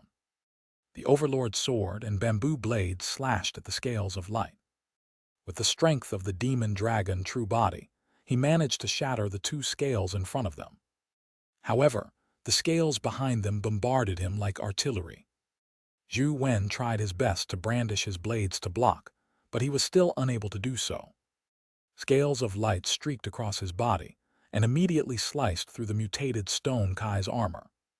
They even sliced through the flesh and bones inside as blood instantly dyed the seawater red. Zhou Wen flew backward, leaving a long pool of blood in the sea like a blood dragon. 5 seconds. The demon dragon true body automatically lost its effect. Zhou Wen could only switch back to Slaughterer. Although his essence energy instantly recovered, his injuries remained, and he didn't have the chance to switch back to demon dragon true body. This was because the black six-winged dragon had already torn through the seawater and charged forward like a primordial beast. If Zhou Wen switched back to the inverse ancient sovereign and used the demon dragon true body, his body would stiffen for an instant. It would be enough time for the black six-winged dragon to kill him several hundred times. Forcefully activating Sigh of the King, a powerful force filled his body, but it also made his injured body feel even more painful. Without fighting the black six-winged dragon, Zhou Wen used all his strength to rush out of the sea like a cannonball with ghost steps. He continued in midair and headed for the beach. The Sigh of the King lasted for a limited period of time. Zhou Wen's body couldn't withstand such immense strength. It wouldn't be enough time to kill a mythical creature in battle. If the mythical creature didn't die, he would explode to his death. The black six-winged dragon charged after him. Its speed immediately soared in midair. Despite Zhou Wen using the Sigh of the King, the gap between them rapidly shrank. The dragon roar sounded from behind. Zhou Wen could already hear the terrifying shockwave surge behind him. Zhou Wen held the Overlord's sword and slashed out with the demonic astral wheel. With the augmentation of the Sigh of the King, the blood-red sword beam sliced through the shockwave and struck the black six-winged dragon's head. The black six-winged dragon flapped its wings and dodged it. Even it felt apprehensive fending off the demonic astral wheel that was augmented by the Sigh of the King. It didn't use its body to withstand the blow like before. After dodging the demonic astral wheel, the black six-winged dragon engaged in pursuit. However, to its surprise, the demonic astral wheel spun back and struck the wings on its back. Immediately, a hole tore open on its wings as dragon blood immediately gushed out. With ever victorious cooperating with the Sigh of the King, even the black six-winged dragon couldn't remain uninjured. However, such a wound was nothing to the black six-winged dragon. It only served to make it crazier as it chased after Zhou Wen like a lunatic. 6 seconds. Zhou Wen continued counting. Suddenly, a loud shriek sounded from the golden apple tree. Zhou Wen knew that Xianxia had succeeded. This was the signal he had succeeded. Zhou Wen desperately tried to escape, but the black six-winged dragon closed in. Zhou Wen held the banana fan in his hand and fanned at the black six-winged dragon, but all he could do was slow it down. In the darkness, the demonic neonate controlled the ancient sword to stab at the black six-winged dragon, but this time, it didn't dodge and continued pursuing Zhou Wen crazily. The ancient sword stabbed into its neck, and the blade fully sank into its flesh. However, the black six-winged dragon seemed to have lost all feeling as it continued the chase. As for Zhou Wen's body, he couldn't withstand the power of the Sigh of the King. His bones nearly shattered from the pressure, and his eyes, ears, mouth, nose, and wounds kept spurting out blood. Damn it! Zhou Wen realized that he couldn't escape the berserk black six-winged dragon.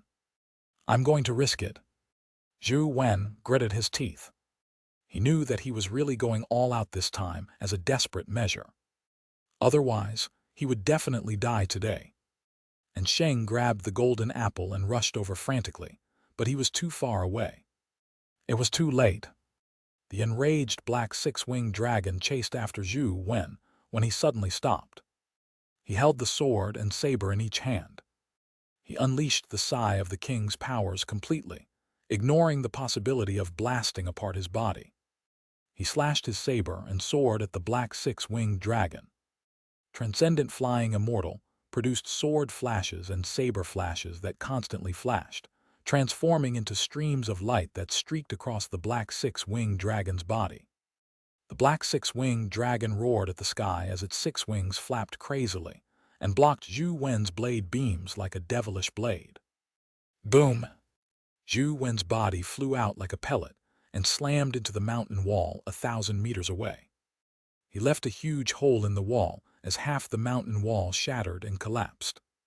On the other side, 4 of the 6 wings of the black dragon had been severed. 1.5 wings remained attached to its back. Only one was intact.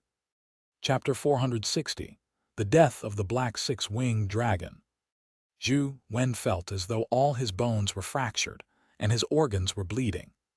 He failed to stand up despite struggling a few times. The black six-winged dragon stared at Zhou Wen, its eyes filled with anger and killing intent. In the next second, it opened its mouth and spewed out devilish flames that resembled a volcanic eruption. The flames could destroy everything. Ignoring the fact that Zhou Wen was heavily injured and unable to resist, even if he wasn't injured, it wasn't likely that he could withstand this blow. Zhou Wen could only watch as the demonic flames spewed out, as he remained powerless to resist them. And Sheng was still about 1,000 meters away from Zhou Wen. He had a solemn expression as he placed the golden apple on the ground. Essence energy erupted from his body as he made a strange pose with his hands as a glow coruscated between his brows. At that instant, and Sheng's figure blurred as though he had turned into a phantom. However, that was only an instant. Soon, his figure became corporeal again, but he wasn't in Sheng. He had turned into the heavily injured Zhou Wen. And Sheng appeared where Zhou Wen previously was. Boom! The black six-winged dragon's terrifying demonic flames struck in Sheng. Even the mountain wall behind him was torn apart. Large swaths of the mountain walls cracked and dust scattered. Ah, Sheng! Zhou Wen was alarmed as he struggled to stand up, but he repeatedly fell to the ground. The dust dissipated, and Sheng's body was covered in blood. His armor had also shattered. He pressed his hands on the ground and wobbly stood up. The raging black six-winged dragon opened its mouth to spew another mouthful of flames. Zhou Wen didn't have any combat strength, and Sheng's situation wasn't any better. All he could do was grit his teeth and summon Banana Fairy, allowing her to use Great Yin Wind at the black six-winged dragon. The black six-winged dragon felt the grand Yin Wind and turned its head to spit out a mouthful of demonic flames. It collided with the grand Yin Wind and immediately scattered it. Banana Fairy was tossed in the air and was thrown far away, like a leaf dancing in the wind. The black six-winged dragon also turned its head and looked at Zhou Wen. Finally, its gaze locked onto Zhou Wen. Its eyes were filled with bone-chilling hatred as it dragged its broken wings and, step by step, walked towards Zhou Wen. It looked like it wanted to devour him to dispel the hatred in its heart. And Sheng summoned a bow and shot arrows at the six-winged dragon, but it ignored him. The arrows stabbed deep into the wound on its back. Ignoring everything, the black six-winged dragon continued walking towards Zhou Wen as though there was nothing else in its eyes other than Zhou Wen. Gold apple, throw away the gold apple, and Sheng shouted at Zhou Wen. Zhou Wen picked up the golden apple on the ground and threw it into the distance, but the black six-winged dragon didn't look at the golden apple. It firmly walked towards Zhou Wen, who found it difficult to even stand up. It opened its mouth, baring its terrifying fangs. From the looks of it, there's no escape for me today. I should have known not to enter dimensional zones in real life. Every time I enter a dimensional zone in real life, something bad happens. Could it be that I'm unlucky, and there's something the dimensional zones have against me? Zhou Wen thought in a self-deprecating manner. and Sheng kept attacking the black six-winged dragon to attract its attention, but it ignored his attacks because it hated Zhou Wen to the core. Although Sheng's attacks injured the black six-winged dragon's body, he was unable to seriously injure it. Roar! The black six-winged dragon had already rushed in front of Zhou Wen and was about to devour him. Zhou Wen's mind raced, but he couldn't think of a solution. And Sheng summoned a sword and leaped onto the black six-winged dragon's back. He stabbed into its wound, but the black six-winged dragon didn't seem to notice. The killing intent in its eyes burned intensely. It didn't spew out any demonic flames. Only by gnawing on his bones and chewing on his flesh could it fully vent its anger. Just as Zhou Wen was about to be devoured, a figure appeared in front of him, blocking the mouth of the black six-winged dragon. Zhou Wen couldn't help but cry out when he saw that Zhang Yuzhai was blocking him. Zhang Yuzhai stood in front of Zhou Wen, but she had no intention of retreating. She clasped her hands together and placed them on her chest as she looked at the black six-winged dragon in a pleading manner. "I beg you, don't hurt him, all right? What's the point of begging it? Move away quickly." Zhou Wen thought to himself, "Isn't this courting death? Your tiny figure is only a snack for the black six-winged dragon. You'll be devoured in a mouthful." However, to Zhou Wen's surprise, the black six-winged dragon didn't bite down at all. It looked at Zhang Yuzhai with some hesitation. Zhou Wen and Sheng looked at Zhang Yuzhai in shock. And Sheng also stopped driving his sword deeper, afraid that he would anger the black six-winged dragon. Zhang Yuzhai approached the black six-winged dragon and pressed her hand against its face. She gently said, "Please don't be angry anymore, all right?" The black six-winged dragon stared at Zhang Yuzhai as it let out a low whimper. It seemed to be about to fly into a rage and devour Zhang Yuzhai, who was right by its mouth. However, it didn't move. It seemed to be hesitant. Whoosh! Suddenly, a blood-red light burst out from the black six-winged dragon's chest. Blood spewed out like a fountain, bringing with it a purple beam of light. It was the demonic neonate's ancient sword. The black six-winged dragon had ignored the ancient sword when it stabbed into its neck. However, at some point in time, the ancient sword had pierced its body and entered its heart. At this moment, it broke through its heart and heavily injured the black six-winged dragon. Boom! The black six-winged dragon's demonic flames erupted as terrifying power instantly reduced the entire area to ruins. And Sheng's first reaction was to flash in front of Zhou Wen and raise a shield to block the terrifying demonic flames. The shield instantly shattered and turned to ash. And Sheng held Zhou Wen with one hand and pressed his other hand on the ground.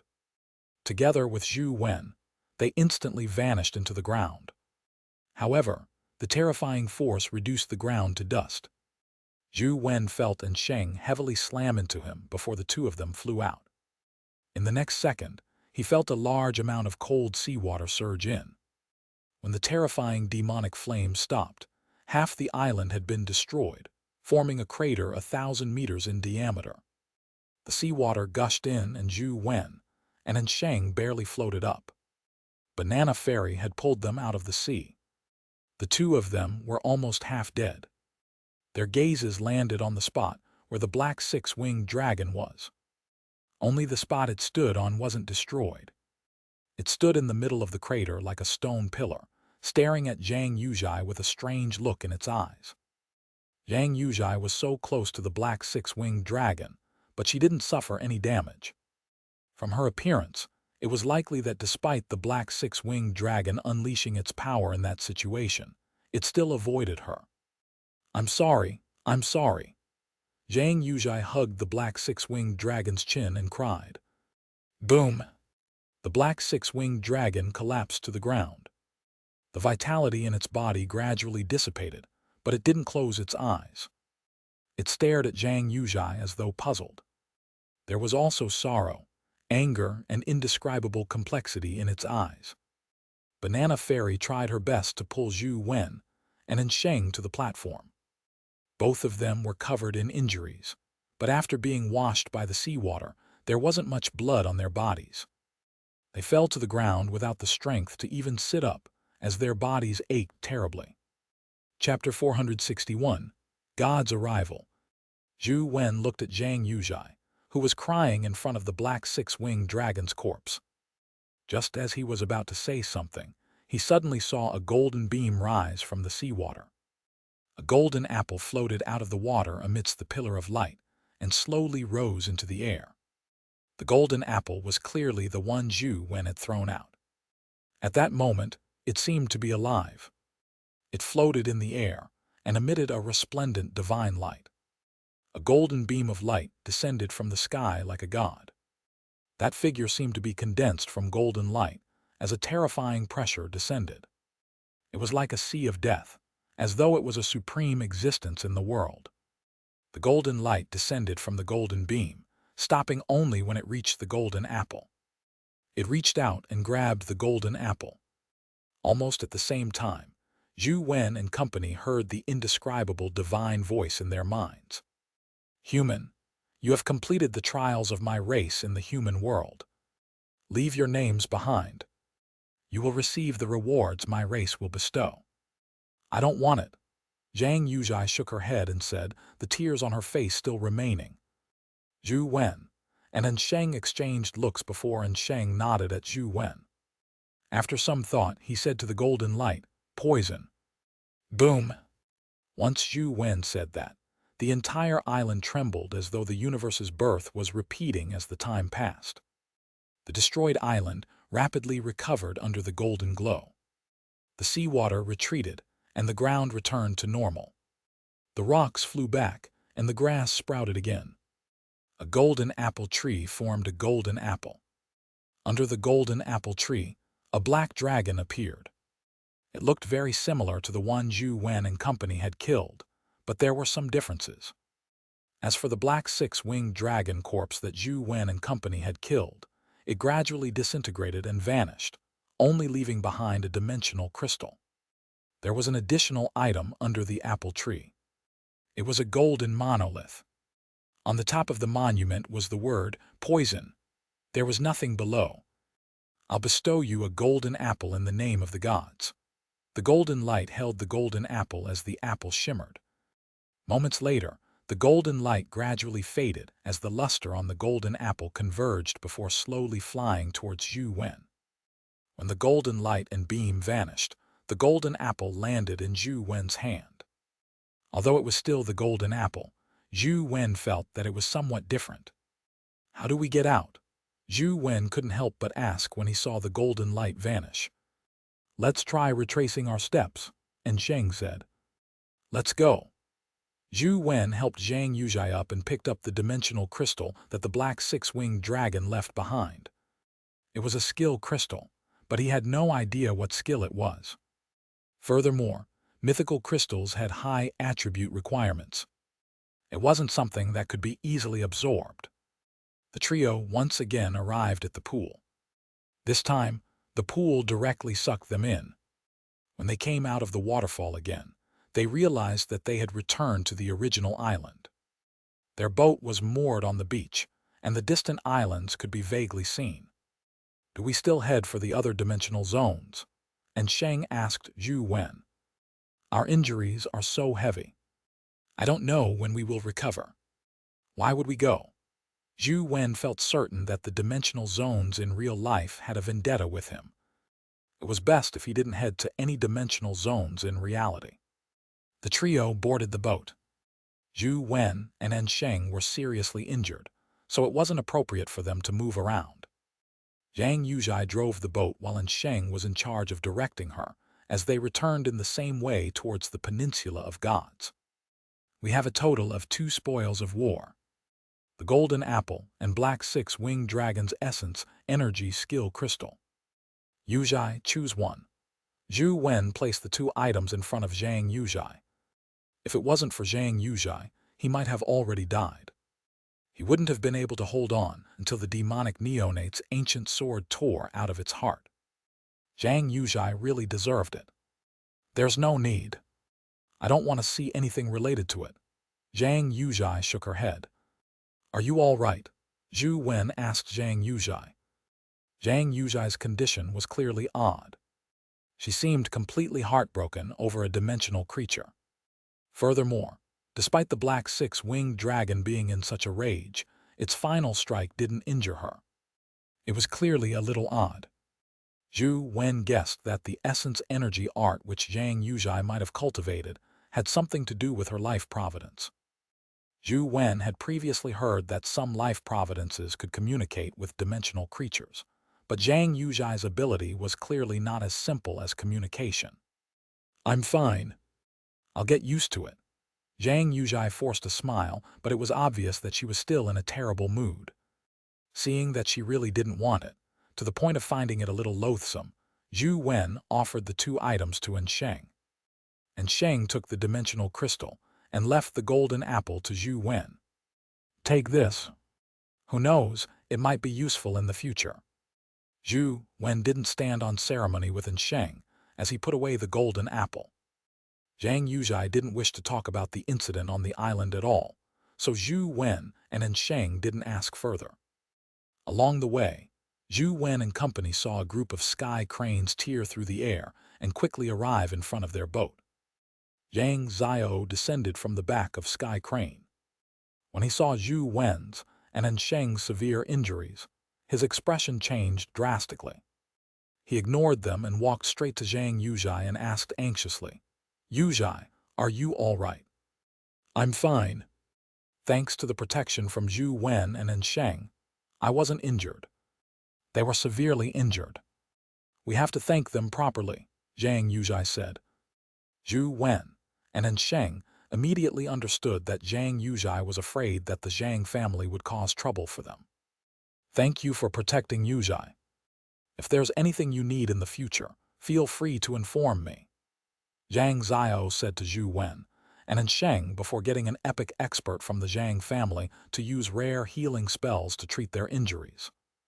At the same time, the Sky Crane team escorted Zhang Yuzhai back. After returning to the harbor, Zhou Wen and Sheng had greatly recovered. The Zhang family quickly left with Zhang Yuzhai, as though they were protecting a real princess. "I heard that the Zhang family's little princess is very doted upon.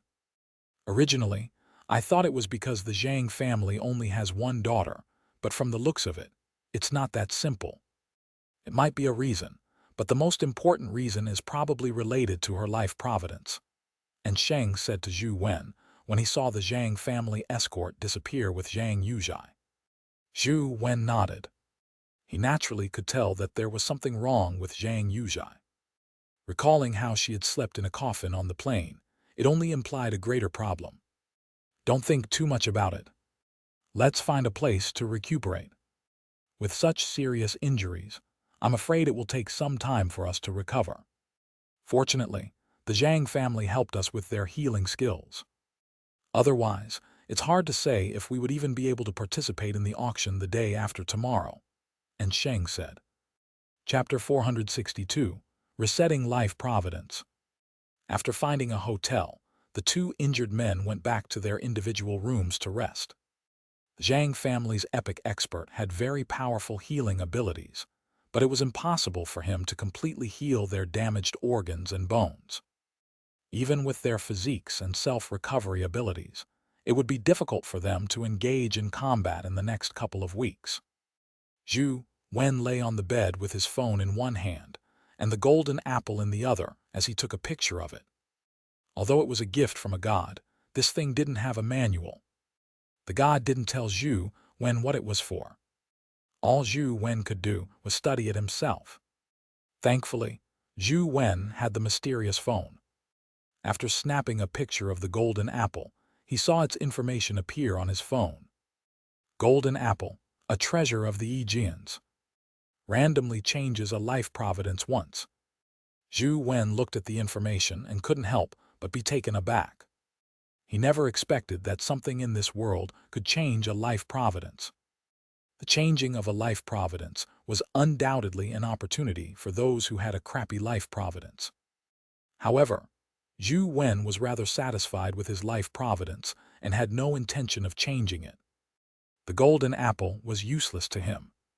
Zhou Wen thought for a moment and put the golden apple into his chaos space. Although this item was useless to him, it was extremely valuable. It was very likely worth more than a mythical companion egg. A life providence wasn't something that could be decided by humans. It was related to the essence energy art one cultivated, and at the same time, it had something to do with one's physique and other factors. Therefore, there was huge variability. Even if one cultivated a top-grade essence energy art and had excellent conditions, he couldn't prevent himself from getting a relatively useless life providence. Just like a senior from the Dugu family, he naturally cultivated the best essence energy art. His physique wasn't in any way bad since he had the inheritance of the Dugu family. Furthermore, that person had been talented from a young age. He picked things up quickly and was considered the future hope of the family. They had spent a lot of effort and resources to nurture him. However, when he condensed his life providence, the life providence he condensed was called God of No Deaths. At that time, everyone thought that with such an impressive name, it would definitely be amazing. However, they realized that with the life providence of the God of No Death, no matter what skills or weapons he used, he was unable to harm his opponent. His life providence prevented him from killing anyone. He couldn't even injure others. If a person couldn't even kill the weakest dimensional creature, wouldn't that make him a cripple? Such an example was not rare in the 6 families. Although there were only a few extreme cases, many still hoped to change their life providences. Zhou Wen had heard from Sheng that the Cape family once produced an unlucky life providence. It was truly unlucky. If he sold the golden apple to such a person, he could probably exchange it for a mythical companion egg. That person would definitely agree if he had one. Before the auction began, Zhou Wen didn't go anywhere. He just rested in his room and kept grinding the game's dungeons. After the battle with the black 6-winged dragon, the mutated stone Kai's armor was shattered, so the mutated stone Kai naturally died. Zhou Wen had lost an important piece of defensive equipment and could only grind for an ordinary Kai. Although it didn't have a high defense like the mutated stone Kai, he had no other choice. Without the stone artifact, there was probably no way for a second mutated stone Kai to appear. If it wasn't for the defense of the mutated stone Kai armor, he might have died while fighting the black 6-winged dragon. He spent 2 days grinding in the Zhulu battlefield with the baby tiger, but the Kai armor didn't drop. Instead, another white shadow of poison appeared. The baby tiger only increased a drop rate, but what dropped wasn't within Zhou Wen's control. He couldn't get whatever he wanted like Wang Lu. The auction is about to begin. It's time for us to go. And Sheng called Zhou Wen regarding the auction. Zhou Wen followed Sheng to the auction. When he arrived at the venue, he took out an auction booklet. Apart from the invisibility cloak, there were many good items for sale. Although there weren't any mythical companion eggs, there were plenty of epic companion eggs. Many of them were exotic. Even an angel companion egg was sold. What surprised Zhou Wen the most was that there were actually constellation companion eggs. The one that appeared at the auction was an Aquilius companion egg. However, the booklet didn't clearly state what an Aquilius companion egg was. From the looks of it, we are rather fated. I never expected to meet you again so quickly. Zhou Wen was reading the booklet in the hall when someone walked over and sat down beside him. Lai Mobai. Zhou Wen turned his head and realized that it was Lai Mobai. However, when he took a closer look at Lai Mobai, he realized that something was amiss. His aura was very weak, as though he was a normal person who had never cultivated before. Didn't Lai Xuan tell you? My cultivation is crippled, Lai Mobai said indifferently. It happened on the day of the birthday party. Zhou Wen sized up Lai Mobai in surprise and asked. I originally wanted to use my own life soul to promote Lai Xuan's growth, but that punk was disappointing. It failed. Lai Mobai briefly explained the situation of him using the evil King Gu to help Lai Xuan advance to the epic stage. Zhou Wen didn't believe Lai Mobai's words. He looked at him and said, "In that case, you were doing it for Lai Chuan's good." "None of that makes sense. Lai Chuan nearly died in Guide Ancient City." Lai Mobai said indifferently, "It's not necessarily for his own good. I just want to achieve my goals. He's just a tool to me, but unfortunately, he's a useless tool. Didn't you know that Zhu Miantu was also working for me back at Guide Ancient City? If they were to deal with my stupid brother together, you think he would still be alive?" Zhou Wen was immediately taken aback. Lai Mobai's words seemed to make sense. "What about the Lotus Pond? If I hadn't been there—" Before Zhou Wen could finish his sentence, Lai Mobai interrupted him. "Don't you think that you should have been the one who died?" Lai Mobai said expressionlessly. Zhou Wen carefully recalled the situation back then, and couldn't help but feel somewhat taken aback. He realized that it was indeed the case. From beginning to end, Zhu Miantu's target seemed to be him, not Lai Chuan. "I originally thought that he was a member of the Lai family after all. With the same blood flowing in him, he should be capable of something. I didn't expect him to be a useless fellow. To wash a pig is to waste both water and soap, so he might as well be a pig for the rest of his life. Help me tell him when you return. In the future, no one will trouble him again. Tell him to just be his third young master of the Lai family," Lai Mobai said. Zhou Wen didn't know if this matter was true or not, nor could he believe that Lai Mobai was telling the truth. He had to wait until he returned to ask Lai Chuan about it before he could confirm the veracity of the matter. Therefore, he didn't wish to tell Lai Mobai too much. Chapter 463, Downloading the Temple Dungeon. Lai Mobai had no intention of saying anything to Zhou Wen. He got up and left the hall with a girl. The girl followed behind Lai Mobai silently. From beginning to end, she hadn't said a word, as if she was Lai Mobai's bodyguard. "I heard that Lai Mobai from the Lai family is quite a figure. Having met him today, he's indeed extraordinary. Even though his cultivation is ruined, he doesn't seem dispirited at all," and Sheng said. "Can he start all over again?" Zhou Wen asked. "Difficult. If he were to forcefully transfer his life soul away, his life providence and foundation will definitely be destroyed, making him inferior to an ordinary person. It's impossible for him to cultivate the same essence energy art. He can't even cultivate the same essence energy art that uses the same essence energy C. He needs to cultivate a essence energy art in other spots to start all over.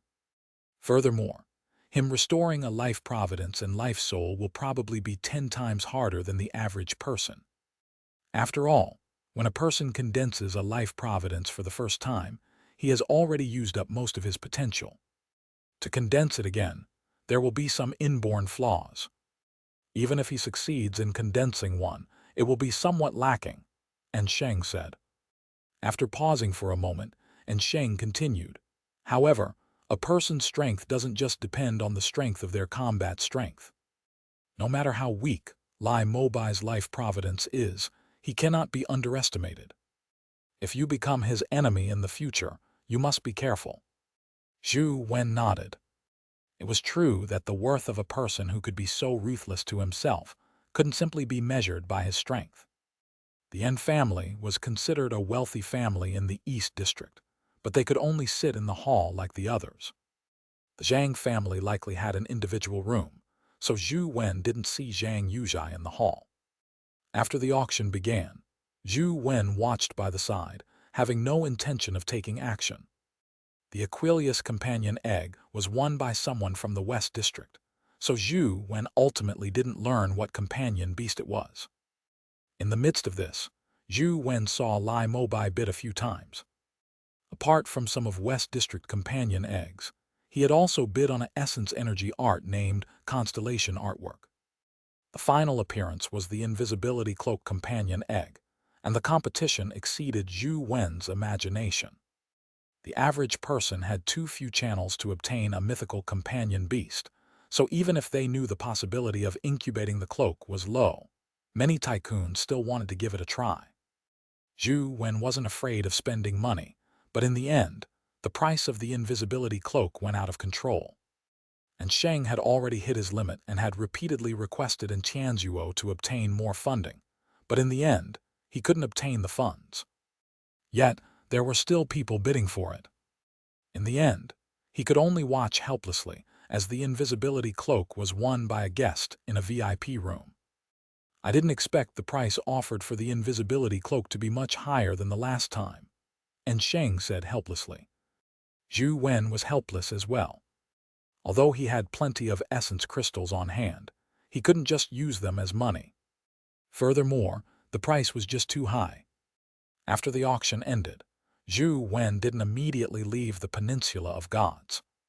He planned on taking this opportunity to visit Athena's temple to see if he could find the tiny palm symbol, or his trip would have been for nothing. This time, Zhou Wen made up his mind not to enter. He would just look from the outside. The humans on the Peninsula of Gods had discovered a temple. The temple didn't have a name, only a shield-shaped carving. On the shield, there was also a portrait of a beautiful goddess's head. Many people guessed that it was the goddess of wisdom's temple because her head portrait was often engraved on a shield in ancient times. It represented protection and resistance against invasion. However, up to now, no one had been able to prove that it was the goddess of wisdom's temple. Furthermore, the temple had not been fully explored and many people had died inside. Now, the Peninsula of Gods allowed anyone to enter the temple to explore so as to attract more hunters. Zhou Wen had no intention of taking the risk to enter the temple. He purely wanted to see if there was a tiny palm symbol. Furthermore, his injuries hadn't healed, so it was inconvenient for him to fight. And Sheng rented a car and took him to the temple. 3 hours later, the two arrived in front of a massive stone palace.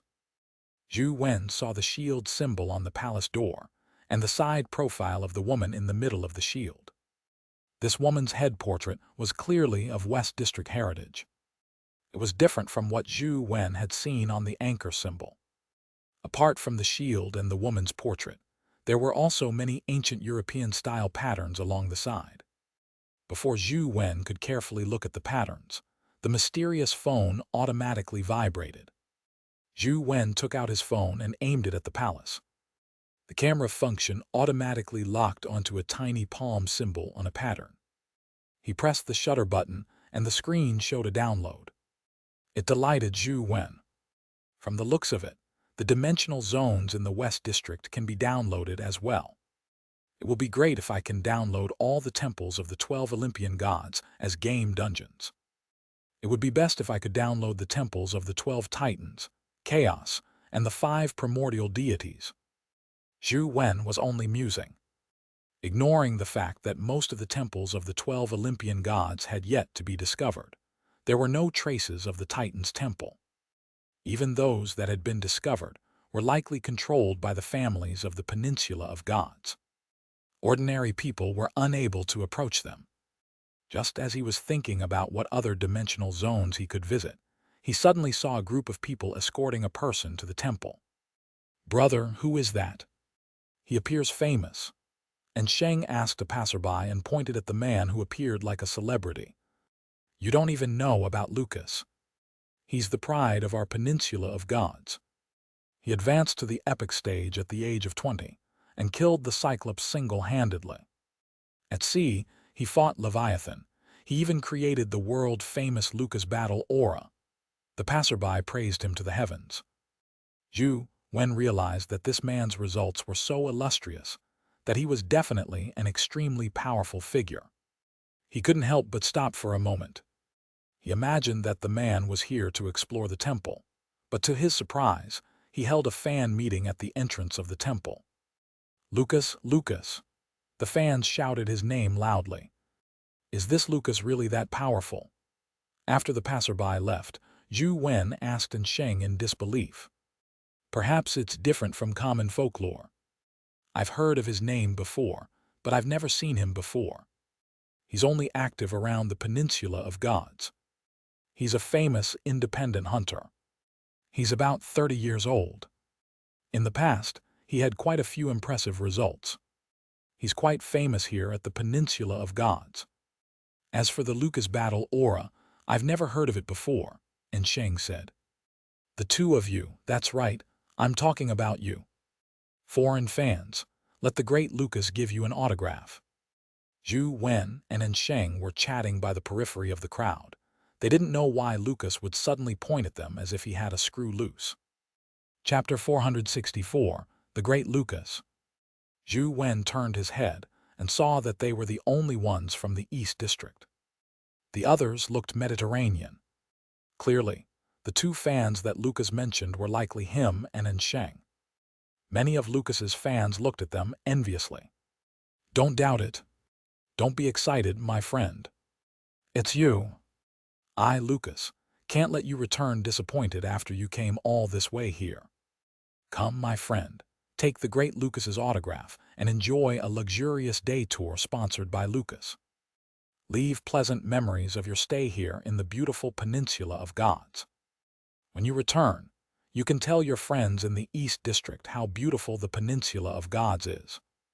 Of course, tell people how handsome the great Lucas is, Lucas said as he pointed at the two of them. Ahem. Young Master Wen, I don't think he has any ill intentions. I've heard about his style before. We should respect his enthusiasm and kind intentions. We need to be gentlemanly and polite, and Sheng whispered to Zhou Wen. Hence, Zhou Wen and Sheng boarded the temporary stage under the envy of many fans. Come on, buddy. Where do you want the great Lucas autograph signed? On your chest or your butt? I'm just joking. I only sign on the butts of women, Lucas said with a smile. Zhou Wen really couldn't appreciate Lucas's humor, much less allow him to scribble on his clothes. He took out a notebook and handed it to him. Please sign here. Friends from the East District are indeed reserved. All right, as you wish. Lucas waved his pen rapidly and signed his name on Zhou Wen's notebook. What about you, my friend? Lucas looked at Sheng. I'll have to trouble you to sign here, Sheng said as he flipped a page and pointed at a blank spot in the notebook. You East District people are too strict. Young people should be more relaxed. Don't be embarrassed to express your love. All right, I should sign something special for you. As Lucas spoke, he signed again. This time, he did not sign a name but wrote a sentence. Dedicated to my dear friend, your greatest love, Lucas. He spoke it out loud as he wrote before signing his name. Zhou Wen didn't know what expression Sheng had, but he nearly burst out laughing. Sheng said expressionlessly to Lucas, Thank you for your autograph. We still have matters to attend to. I'm afraid we have to leave. Don't be in such a rush to leave. There's still the luxurious tour that's fully paid for. You have a chance of coming into close contact with the mighty Lucas and seeing how I hunt dimensional creatures. Whatever is received today will be yours. Today is your lucky day. Come on, young friends. He wrapped his arms around Zhou Wen and Sheng's shoulders. Then he said to the fans, Thank you for your support.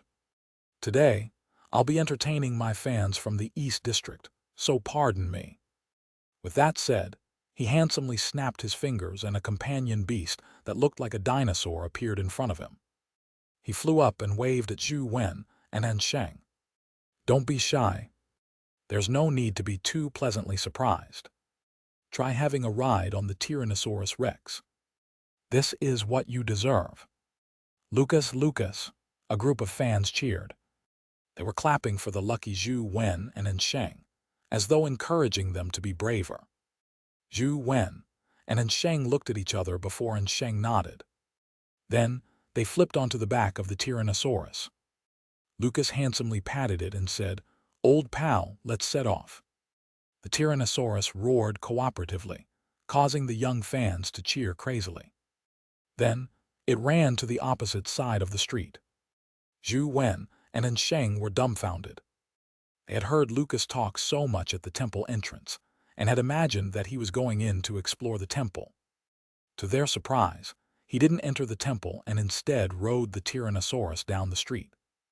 Many youths from the Peninsula of Gods let out cheers when they saw him. Lucas also greeted them handsomely. Is this fellow a celebrity or an epic expert? Zhou Wen wore an odd expression.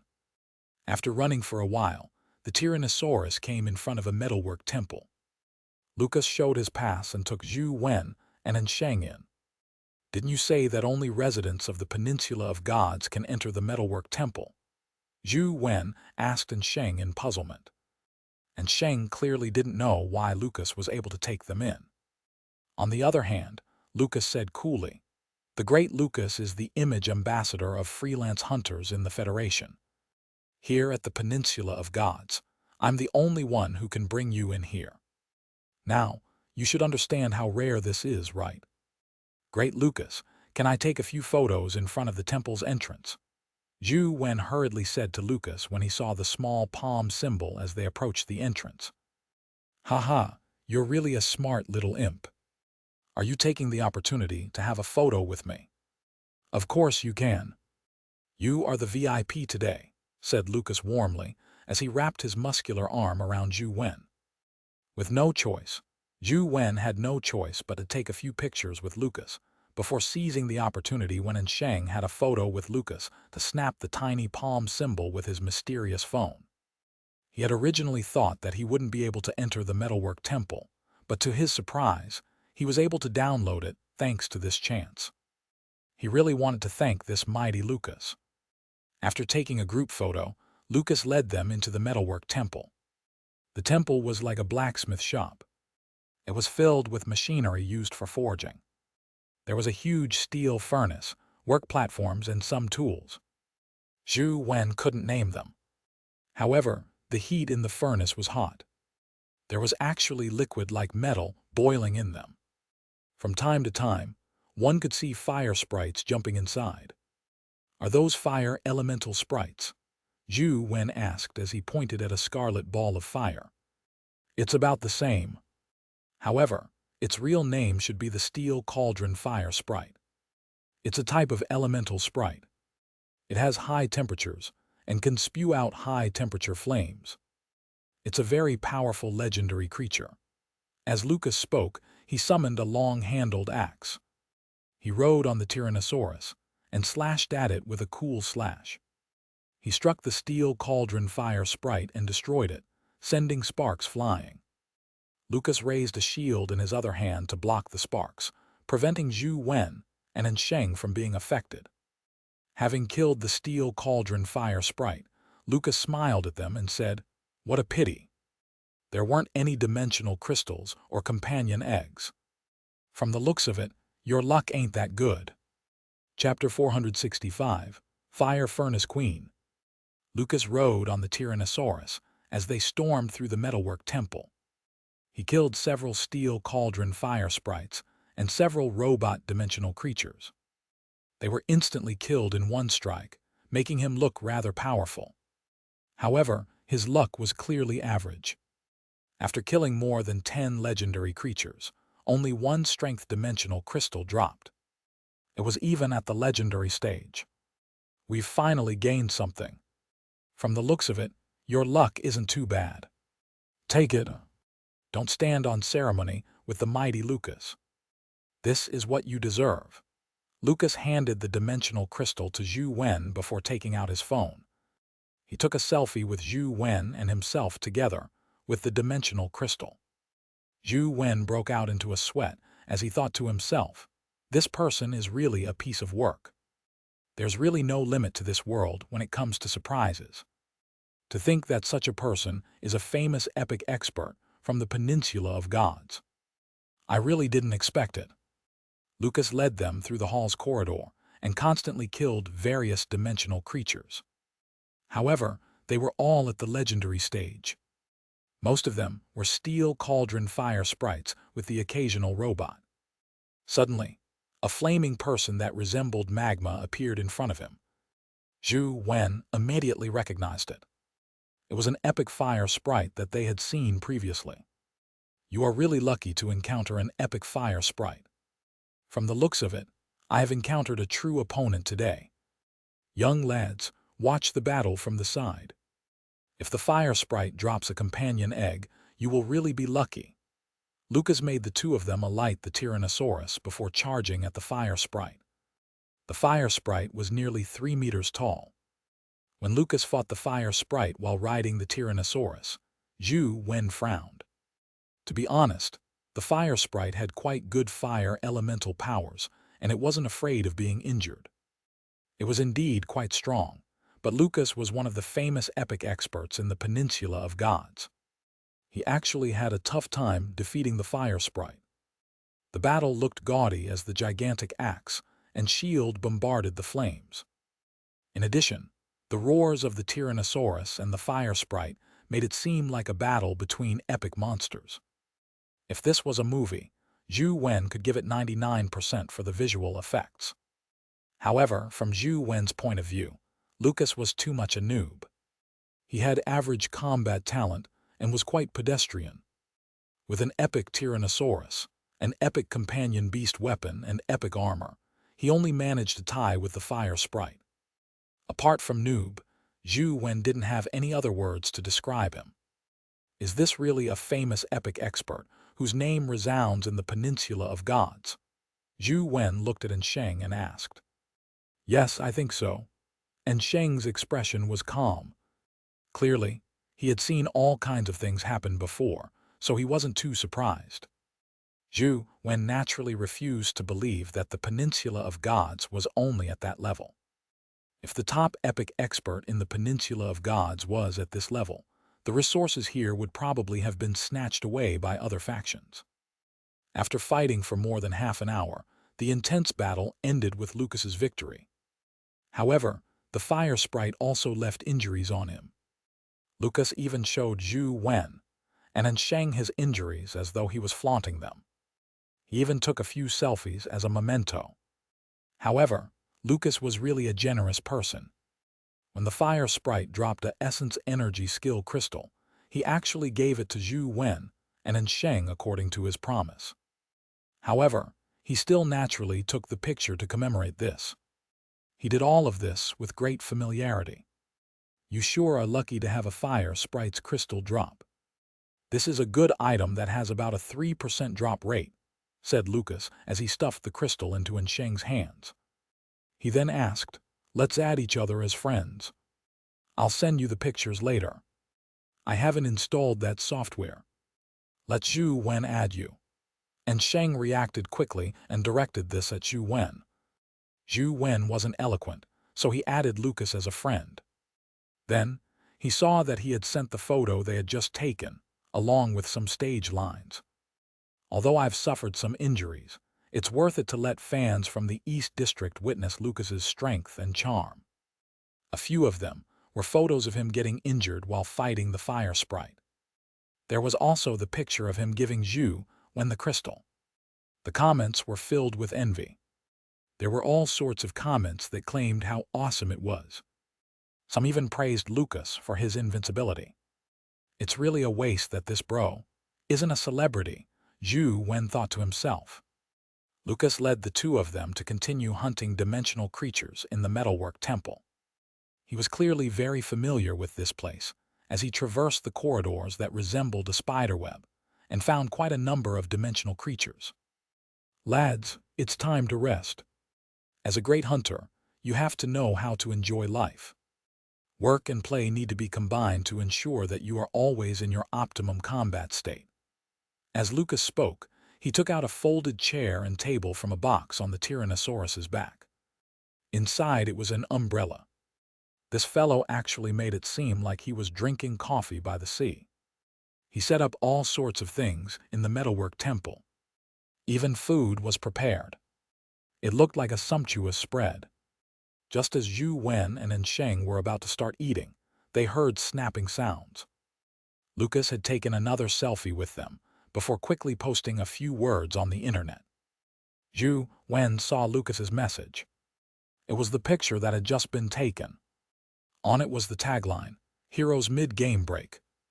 Zhou Wen and Sheng continued eating by themselves. Not to mention, The food brought by Lucas was quite good. Zhou Wen had never tried such exotic food, so he ended up eating quite a lot. The three of them were eating when they suddenly felt the temperature in their surroundings rise. The air that was originally extremely hot because of the huge steel furnaces was now unbearable. Their hair almost charred. Zhou Wen turned his head and saw a burning dimensional creature with a pair of butterfly-like flaming wings. On its head was a flaming crown. It was a dimensional creature that had flown out of another palace. "What's that?" Zhou Wen asked curiously. "No good. It's the fire furnace queen. Get up. Let's go." Lucas was surprisingly fast. Ignoring the chairs and table, he jumped onto the Tyrannosaurus's back and shouted to Zhou Wen and Sheng. "Why are you running? Get rid of it. It would be nice if a companion egg dropped." Zhou Wen had heard the passerby mention that the Fire Furnace Queen was a mutated epic creature. She possessed very powerful flaming powers and was extremely rare. "I can fight her alone, but you will definitely be implicated if you are here. How can the mighty Lucas allow you to be injured? I'll fight her again after I take you out." Before Lucas could finish his sentence, Zhou Wen summoned a sword and casually slashed out a sword beam. The sword beam shot out and cleaved apart the Fire Furnace Queen's body. Flames splattered everywhere as a companion egg dropped. The mighty Lucas gaped in astonishment as he stared at the Overlord's sword in Zhou Wen's hand. His jaw nearly dropped to the ground. Chapter 466. The invisibility cloak is stolen. What's up with this fellow? He doesn't seem to be even 20 years old. He should still be a student, right? How can he so easily kill the Fire Furnace Queen? Countless thoughts flashed through Lucas's mind. That sword's beam is way too powerful, isn't it? The Fire Furnace Queen is an extremely powerful existence, even among epic creatures. Yet, she couldn't even withstand one strike. It must be because the sword is too powerful. Otherwise, he wouldn't have such strength at such a young age. That's not right. Only by advancing to the epic stage can he incubate an epic companion beast. That means he's at least at the epic stage. Zhou Wen had already picked up the Fire Furnace Queen companion egg. It was still very useful. With powerful fire elemental powers, she performed pretty well in many human fields. "Young lad, you're pretty strong. You're almost on par with me. Have you graduated from college?" Lucas laughed as he walked forward and asked. He thought to himself, this fellow might only look young and rather young. In fact, he's already quite old. He's probably in his 30s like. "Yes, that must be the case." "Not yet. I'm still schooling," Zhou Wen answered. Lucas froze when he heard that.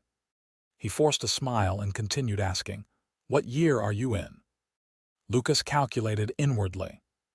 "I advanced to the epic stage at the age of 20, just as I graduated from university. The East District should be the same as our peninsula of gods. They are all about 17 years old when they enter college.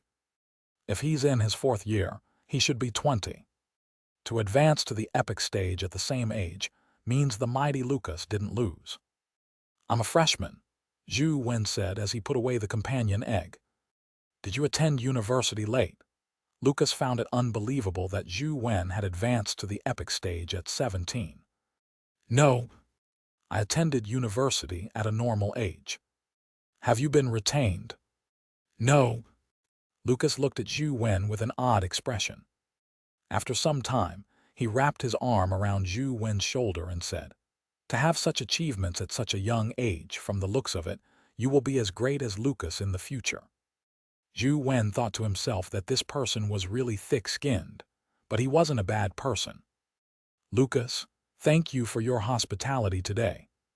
It's time we bid you farewell. If you have a chance of coming to the East District in the future, contact us," Zhou Wen said to Lucas. "Where are you going?" "Anyway, it's on the way. I'll take you there." Lucas patted his Tyrannosaurus and thought to himself, "Thankfully, I have such a domineering companion beast mount." This isn't something that can be easily obtained. I spent a large sum of money to obtain it. Thank you for your kind intentions, but there's no need. We can go back ourselves, and Sheng said as he summoned a mount. When Lucas saw the mount, his eyes widened. It was also a Tyrannosaurus. Although it was about the same size as his Tyrannosaurus rex, it was made of metal. It looked like a metal statue, not a living creature. Is this an epic mutated metal Tyrannosaurus? On the list of companion beasts released by the Federation, Lucas had seen the introduction of this mutated metal Tyrannosaurus. It was far stronger than the Tyrannosaurus rex. After Zhou Wen and Sheng bade farewell, they left on the mutated metal Tyrannosaurus. After returning to his senses, he hurriedly uploaded the photo of the flaming Furnace Queen's corpse on the internet. There was even a caption. Today, I hunted a very rare Fire Furnace Queen with my friends from the East District. Delightful. Your mount isn't bad. Where did you get it from? Zhou Wen asked as he looked at the mutated metal Tyrannosaurus. I got it when I went to Dinosaur Island. There are dinosaurs everywhere there. If you're interested, I'll take you there in the future, and Sheng said with a smile. I think we should head to the nearby temples to take a look. Zhou Wen still wanted to visit the other temples to see if there were any tiny palm symbols. It was best if he could download more dungeons. Do you want to visit the other temples? Why not let the great Lucas take you there? Otherwise, there are many dimensional zones in the Peninsula of Gods that don't allow outsiders to enter. Lucas rode his Tyrannosaurus rex and chased after them. How can we trouble you? Zhou Wen asked. What's there to be embarrassed about? We're friends, Lucas said straightforwardly. Lucas led them to the relatively famous dimensional zones on the Peninsula of Gods, such as the God of Light, Apollo's music temple. It sounded a little odd, but the Olympian gods usually had multiple titles. Apollo was talented and took on many titles. The music temple was one of his many temples. Zhou Wen found the tiny palm symbol outside the music temple and downloaded it. After that, he went to the other temples, but Zhou Wen didn't find the tiny palm symbol. He downloaded 3 dungeons that day: the Metalwork Temple, Music Temple, and Cursed Demon Palace. The first dungeon Zhou Wen had downloaded was actually Cursed Demon Palace. This surprised him. Athena was the goddess of wisdom, and in the legends, she was also the goddess of war, but the word curse didn't seem related to her. Furthermore, the word Demon Palace was clearly not something a god's temple should have. This made Zhou Wen realize that the temple didn't belong to the goddess of wisdom. If the people on the Peninsula of Gods treated it as a temple of the goddess of wisdom, they would likely suffer a huge loss. Zhou Wen originally wanted to visit a few more dimensional zones, but after receiving a phone call, Lucas hurriedly left, as though he had something urgent to attend to. Zhou Wen and Sheng had no choice but to return to the hotel. This was because the Zhang family had already left the Peninsula of Gods. They couldn't hitch a ride on the plane back, so they could only fly back on Federation Airlines. Just as they were about to book the air tickets, Zhou Wen received a call from Lucas. Dear friend, if a police officer requests you to assist in their investigations, don't panic. It's just assisting in the investigations. I'll rush to the police station to testify for you, said Lucas without any head or tail. What happened? Why are we being taken by the police to assist in investigations? A puzzled Zhou Wen asked. Lucas said, the invisibility cloak companion egg bought by Lord Urjar for a large sum of money has been stolen. The thief has East District features. Therefore, every East District person in the Peninsula of Gods is being investigated. For now, they can't leave the Peninsula of Gods. However, you don't have to worry. When the invisibility cloak companion egg was stolen yesterday, you were always with the great Lucas. I will be your witness. Thank you, Lucas. Zhou Wen thanked him sincerely. Although he wasn't afraid of being investigated, it was indeed nice of Lucas to inform them in advance. Chapter 467, Cursed Demon Palace. The invisibility cloak companion egg has been stolen. I wonder who did it. Zhou Wen hung up and said to Sheng, "It's hard to tell. There are too many people who want the invisibility cloak companion egg. Furthermore, the trait of looking like someone from the East District isn't reliable. There are some rare essence energy skills and companion beasts that can allow one to change their appearances," and Sheng said. As the two of them spoke, they heard a knock on the door. When they opened it, they found the local police to get them to assist in their investigations. Zhou Wen and Sheng cooperated and went to the police station. They saw many people from the East District there. Lai Mobai was one of them. Most of the people who were there were people from the East District who had participated in the auction. Zhou Wen and Sheng were separately questioned during the investigations, but they were quickly released. "My friends, you're fine now. I've already made it clear to them. You were with me the entire time yesterday and didn't have the chance to steal the companion egg. However, before the ban is removed, you are temporarily unable to leave the Peninsula of Gods." Lucas walked over and said warmly, "That's good too. It gives me the chance to entertain you for a few more days." "Lucas, do you know what kind of person stole the invisibility cloak companion egg?" and Sheng asked. Lucas said, "It's a man from the East District.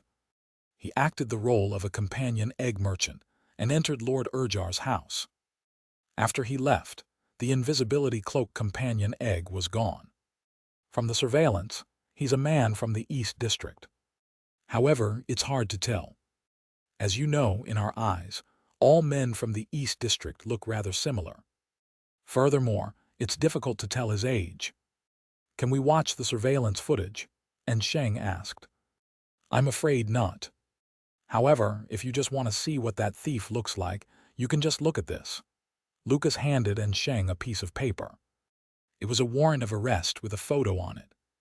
It was indeed a man from the East District. He looked to be in his 20s or 30s. "Do you know him?" Lucas asked. "I don't know him," and Sheng looked carefully before shaking his head. Zhou Wen looked at the portrait and felt that he probably had never seen such a man before. However, for some reason, he found him somewhat familiar.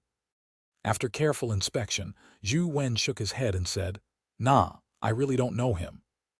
After returning to the hotel, Sheng said to Zhou Wen, "Perhaps this will be an opportunity. Since the invisibility cloak companion egg has been stolen, it becomes an ownerless object. Perhaps we will have a chance to obtain it. We don't even know who stole the companion egg." "What chance can we have?" Zhou Wen said. "The Peninsula of Gods is dangerous. There are dimensional zones everywhere, and there aren't many paths to take. It won't be easy to escape with the invisibility cloak, so we might stand a chance," and Sheng said. "I'm just afraid that he would hide in a dimensional zone with the companion egg before coming out a year and a half later. When that happens, we won't be able to catch him no matter if he hatches it." Zhou Wen shook his head. "Then let's see how powerful the tycoons of the Peninsula of Gods like Urjar are. Anyway, we won't suffer any losses," and Sheng said with a smile. Zhou Wen returned to his room and prepared to grind the new instance dungeons. Among the 3 dungeons, he had already gone to the metalwork temple in real life once. Although he didn't venture deep, he wasn't in a rush to grind it. Zhou Wen hesitated for a moment before choosing to enter the Cursed Demon Palace. The unknown was interesting. Zhou Wen also wanted to see what it looked like inside the Cursed Demon Palace that had been accidentally passed off as a temple of the goddess of wisdom. The blood-colored avatar appeared in a palace. It was ancient and glorious, with many exquisite sculptures and patterns, but it gave off a weird feeling. It looks so eerie, and it's obvious that it's not an orthodox deity's temple. Why would those people think that this is the temple of the goddess of wisdom? Zhou Wen found the cartoon-styled dungeon eerie and terrifying, so it meant that, in reality, the temple was definitely worse. However, Zhou Wen didn't know that many deity temples were extremely eerie and terrifying. He didn't see any dimensional creatures, as he controlled the blood-colored avatar to walk into the palace. After taking a few steps, a stone statue beside him suddenly came alive. The stone was like a warrior holding a sword and a shield. When Zhou Wen approached him, he came to life and struck out with the stone sword. Without needing Zhou Wen to take action, the fire furnace queen beside the blood-colored avatar spewed out a ball of flames, blasting the stone statue to pieces. When Zhou Wen returned to the hotel, he had hatched the fire furnace queen and the silver water snake companion egg. Fire furnace queen, epic. Life providence, fire elemental body. Life soul, flaming crown. Strength, 36. Speed, 37. Constitution, 32. Essence energy, 37. Talent skill, fire bullet, fire furnace, fire elemental affinity. Companion form, flaming crown. The fire furnace queen's stats were considered top-notch among epic creatures, but compared to Overlord's sword, her attack power was far inferior. Her companion form augmented fire elemental powers, so it wasn't of much use to Zhou Wen. However, the fire furnace queen had an extremely great advantage. Her fire elemental body life providence and her fire elemental affinity essence energy skill could last for a very long period of time when she was releasing fire elemental essence energy skills. Together with the large area of attack of fire furnace, she could transform an area spanning 100 meters into a sea of flames. Furthermore, it could last for a long time. It was an awesome skill for grinding monsters. Although Banana Fairy's Grand Yin Wind was stronger, it required Zhou Wen to keep using it. In comparison, Fire Furnace just needed to be cast, and the area within would keep burning for an hour in a sea of flames. All the monsters that entered would die. Of course, it was another matter for dimensional creatures that could withstand Fire Furnace. Zhou Wen could use her to kill the monsters, preventing him from being entangled by ordinary monsters. It was much more convenient, and it increased his grinding efficiency. Zhou Wen originally believed that this place would have many monsters that used curses, thanks to its name, Curse Demon Palace. Truth Listener could perfectly restrain that. To his surprise, there were only stone monsters, stone warriors, stone lions, and stone scorpions. The entire palace was filled with stone statues, all of which were powerful dimensional creatures with resilient bodies. None of them could curse. The Truth Listener earring didn't react either. Later, Zhou Wen couldn't be bothered to distinguish between the rocks that were alive from the dead ones. Wherever he went, he got Fire Furnace Queen to throw a ball of fire furnace, turning the area into a sea of fire that burned the stone statues inside to death.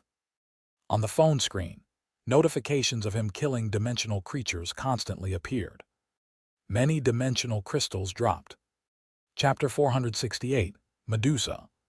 With the baby tiger, the dimensional crystals that dropped were pretty good. Many of the stat crystals exceeded 30 points. One of the stone warriors dropped a essence energy skill crystal. As he cleared the area with Fire Furnace Queen, he came to a palace that blocked his way. The stone door of the palace was tightly shut, and on it, Zhou Wen saw the carving on the temple's main door. Outside, the shield was a woman's side profile, but there was a difference inside. The woman on the shield faced forward. One could tell that it was a very beautiful girl. Her eyes were as alluring as the sea. Even though it was just a carving, one could not help but take a second look. Zhou Wen took a look and felt his ear heat up. The Truth Listener earring emitted an intense heat. Then, he felt a terrifying essence energy surge into his body, filling it with essence energy that constantly seeped out. Such terrifying amounts of essence energy. If not for the Truth Listener earring, the blood-colored avatar would probably have died, right? Zhou Wen was alarmed. Zhou Wen realized that as long as the blood-colored avatar didn't look at the beauty's eyes on the stone door, Truth Listener wouldn't react. This also meant that the eyes of the beautiful stone statue were the source of the problem. Zhou Wen closed his eyes and relied on Truth Listener's hearing, nullifying the beauty's eyes completely. When he arrived at the door, Zhou Wen controlled the blood-colored avatar to push it open with all his might, but the stone door didn't budge an inch as though it had been welded shut. Zhou Wen used Overlord's sword to slash at the stone door a few times, but it seemed to have divine power protecting it. Despite Overlord's sword's ever-victorious trait, it failed to leave a mark on the door, much less split it open. Since there's a door, there must be a way in. But how do I enter? Zhou Wen groped around the door, hoping to find the mechanism to open the door. When Zhou Wen's hands touched the beautiful woman's eyes, there was a clicking sound as though some mechanism had been activated. The door automatically separated to the left and right. The door opened to reveal the palace. It was pitch black inside without any lighting. Zhou Wen scanned the palace with Truth Listener's ability and saw many stone pillars and some braziers. As the palace was too large, Truth Listener's hearing powers couldn't reach the deepest depths. However, no dimensional creature was found in the vicinity, nor were there any stone statues. Zhou Wen controlled the blood-colored avatar to step into the palace. The door to the palace automatically closed behind him. The 2 rows of braziers lit up and extended all the way to the deepest depths of the palace.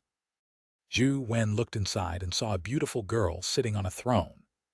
Her appearance was identical to the beautiful woman on the shield. She looked like she had stepped out of the painting.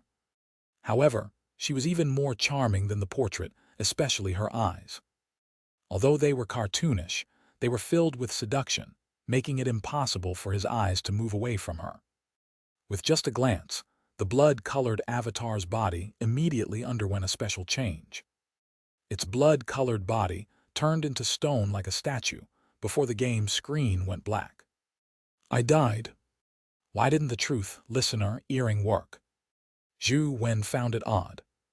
Previously, Truth Listener earring had shown its effects, but why was it completely useless after seeing the girl inside the palace? Even if the girl was at the mythical stage, and the Truth Listener earring wasn't strong enough to withstand such immense power, it shouldn't have had zero reaction. This left Zhou Wen very puzzled. After some thought, Zhou Wen came up with only one possibility. Since there's no reaction from the Truth Listener earring, there's only one possibility. The girl's eyes in the palace and the beautiful woman's eyes on the shield aren't the same power. This piqued Zhou Wen's interest in the girl. He dripped his blood to revive as he entered the cursed demon palace once again and stormed straight to the girl. After entering, Zhou Wen made the blood-colored avatar keep his eyes closed. He didn't even look at the girl to prevent himself from being petrified by the girl's gaze. Indeed, this method was feasible. As long as he didn't look at the girl's eyes, he wouldn't be petrified. Is this girl the legendary creature in myths? Zhou Wen had previously read a myth about the Peninsula of Gods. When he saw the girl's petrification gaze, he thought of a famous monster in myths, Medusa. In ancient myths, Medusa was a natural demon. Her head portrait would be engraved on a shield to ward off evil. There was also a myth that Medusa was a beautiful girl who tried to compete with the goddess of wisdom, only to be beheaded by the goddess of wisdom, and then embedded on a shield. Modern people usually believed that Medusa had a human head and a snake body, but in ancient myths, only Medusa's hair consisted of venomous snakes. There was no other difference from humans. Zhou Wen didn't know which myth matched the dimensional zones. However, if this girl was really Medusa, the latter had seemed more likely. The girl sat on the throne and watched every step as the blood-colored avatar approached. There was no movement, and she sat there quietly. Zhou Wen carefully approached the girl and had already reached the throne, but he still hadn't seen her move. It can't be a dummy, right? Zhou Wen thought to himself. However, no matter how he looked at the girl in front of him, she was beautiful, extremely beautiful. Worthy of note was her beautiful long hair that had an indescribable charm. She didn't look like a dummy in any way. The blood-colored avatar had already walked up to the girl, but the girl remained sitting there motionless. She only looked at him with her eyes without any intention of speaking. Could it really be a dummy? Zhou Wen thought to himself as he reached out and pinched the girl's face. It was fleshy and warm. It was clearly not a fake. When Zhou Wen touched the girl, her expression immediately changed. Almost instantly, her beautiful face turned as terrifying as a ferocious ghost. Her beautiful hair turned into venomous snakes, immediately turning her from a beautiful girl into a terrifying demoness. A pair of swan wings appeared behind her. When she opened her mouth, it was filled with fangs as it hissed at Zhou Wen strangely. Zhou Wen couldn't help but open his eyes and glance at her. The truth listener earring released a scorching energy that nearly scalded Zhou Wen's ear. At the same time, large amounts of essence energy surged into his body. Strange, why does truth listener work now? Zhou Wen was puzzled, but it was too late to think about it. The demoness had already attempted to devour him. Chapter 469, The Thief Found. The terrifying venomous snakes were difficult to count. They nearly enveloped the entire palace, making it impossible for Zhou Wen to dodge. Zhou Wen unsheathed his sword and slashed at the venomous snakes in front of him, but when the venomous snakes in front of him were injured, more appeared from elsewhere, swept over and wrapped around the Overlord's sword. There were even venomous snakes that bit at the Overlord's sword, snapping it. Zhou Wen's heart stirred as he switched to the Ancient Sovereign Sutra, summoning the inverse Ancient Sovereign and using the Demon Dragon True Body. With the augmentation of the powerful Demon Dragon True Body, the blood-colored avatar ignored the venomous snake's bites as he charged at Medusa. The venomous snake bit on the scales of the Demon Dragon True Body, leaving only faint teeth marks. Although the snake venom had infiltrated his body, Zhou Wen's poison resistance was high. With the augmentation of the Demon Dragon True Body, the snake venom failed to do anything to him. Grabbing the venomous snakes with both hands, he tore them apart. He then charged towards Medusa and punched her in the chest. Medusa also refused to be outdone and fought Zhou Wen. Her speed was faster than Zhou Wen's, but her strength wasn't as strong as that of a Demon Dragon True Body. For a moment, there was no clear winner. Zhou Wen's Demon Dragon True Body could usually only last 10 seconds, but Zhou Wen kept staring at Medusa's eyes. Medusa's petrification ability allowed Zhou Wen to obtain large amounts of essence energy through the truth listener earring. This allowed him to use the Demon Dragon True Body for a longer period of time. Medusa's strongest eyes of petrification was useless against Zhou Wen. Her long snake hair had little effect on him. The battle was a close match, making it impossible to determine the winner. Although there was a large amount of essence energy to replenish him, it was still insufficient for the Demon Dragon True Body to sustain the expenditure. As time passed, he couldn't keep up the Demon Dragon True Body. Furthermore, even if he could keep it up, the Demon Dragon True Body was not enough to kill Medusa. At most, it could only maintain its undefeated state. With a thought, Zhou Wen decided that he might as well use his essence energy skill, Transcendent Flying Immortal, while in Demon Dragon True Body to produce a burst of extremely potent energy in a bid to kill Medusa. Lights and shadows crisscrossed and left wounds on Medusa's body, but none of them could kill her. Instead, Zhou Wen himself showed signs of being poisoned when the blood from Medusa's body splattered on him. With his essence energy drained and his essence energy lacking in supply, the Demon Dragon True Body automatically vanished as the blood-colored avatar was bitten to death by the venomous snakes. With Truth, Listener, and Demon Dragon True Body, it's quite surprising that I'm able to fight Medusa head-on. However, it's still difficult to kill her, but there's a great chance.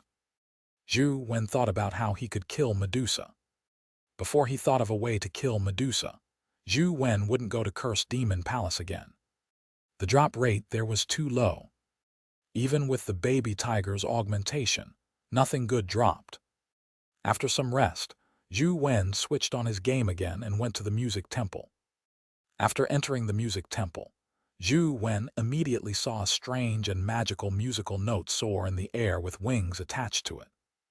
As the musical note flew, it produced a strange sound wave that released an attack power similar to a sound wave.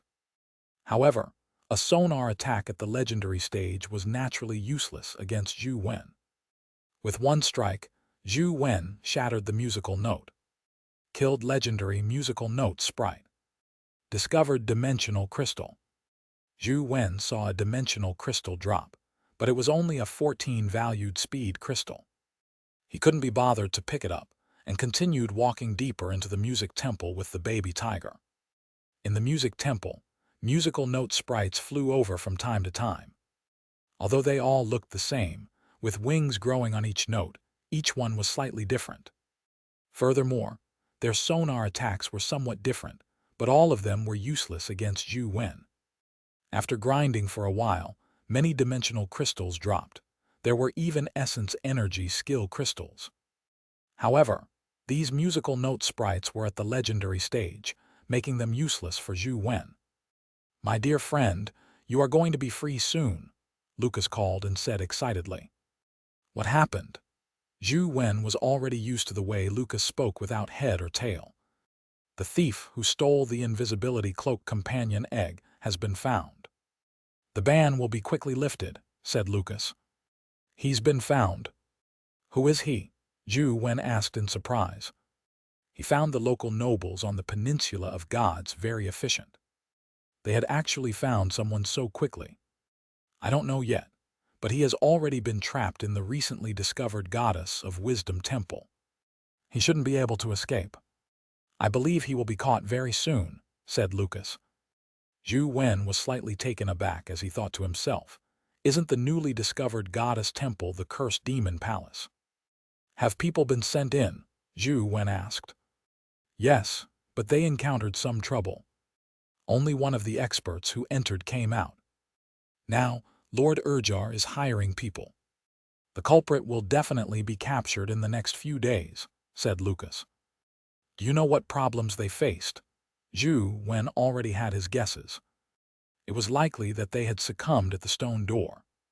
"I'm not sure yet.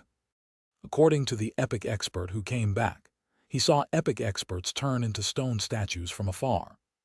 He didn't know what happened," Lucas explained. As expected, Zhou Wen knew that something had happened to the people in front of the stone door. The Medusa on it had turned them into stone statues. However, the development of the matter wasn't as smooth as what Lucas had predicted. After a few days, the ban wasn't lifted. Zhou Wen and Xianxia had to remain on the Peninsula of Gods. According to Lucas, Urjar had found many experts to enter, but most of them either died or were injured. They still failed to capture that East District person. They were starting to suspect that it was not the temple of the Goddess of Wisdom, but the palace of Medusa. There were many epic experts who were petrified at the entrance. "This matter seems odd," Xianxia said as he frowned in thought. "What's odd?" Zhou Wen asked.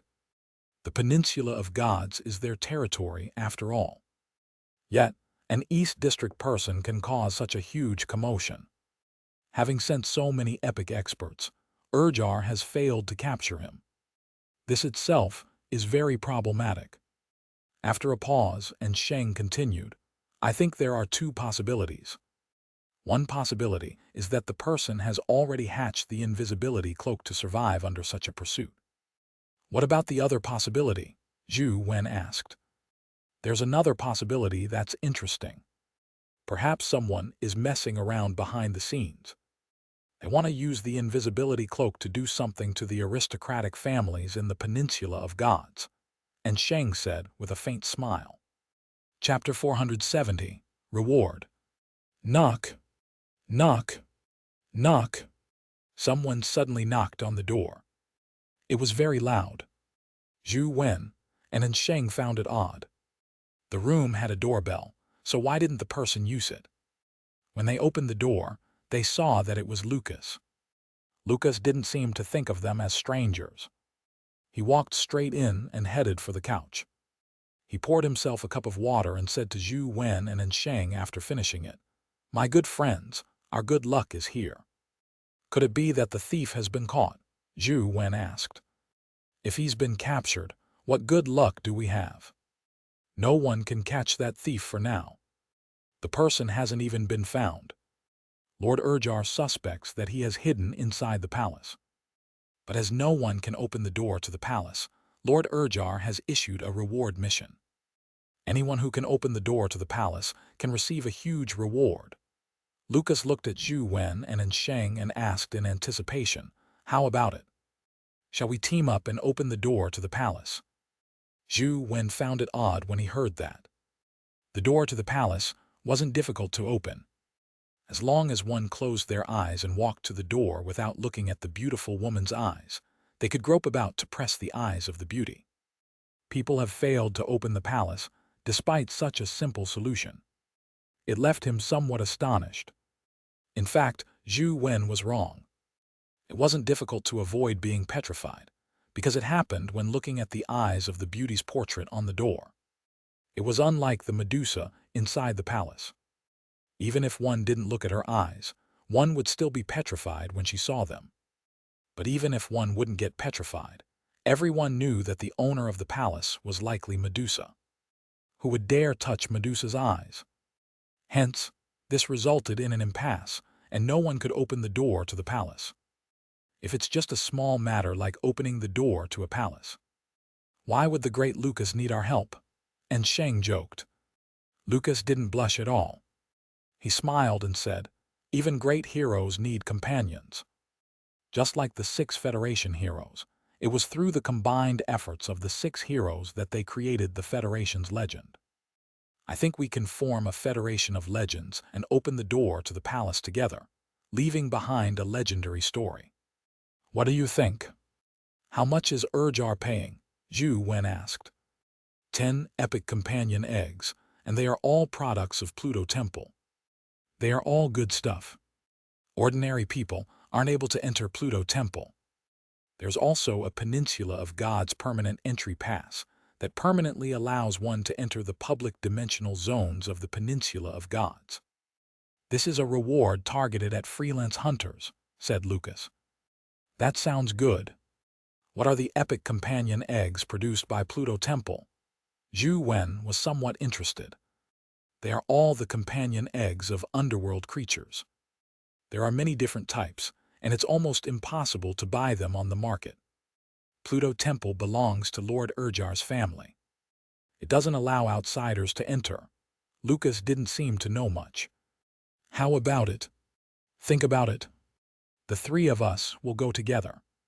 The companion eggs will be split equally. The pass will be yours. Lucas continued trying to persuade them. Sure, but I have another condition, Zhou Wen said after some thought. What condition? Lucas asked in puzzlement. I wish to visit Pluto Temple. I just need one chance. Zhou Wen wanted to go to Pluto Temple to see if there was a tiny palm symbol. Zhou Wen had heard of the Peninsula of Gods Pluto Temple.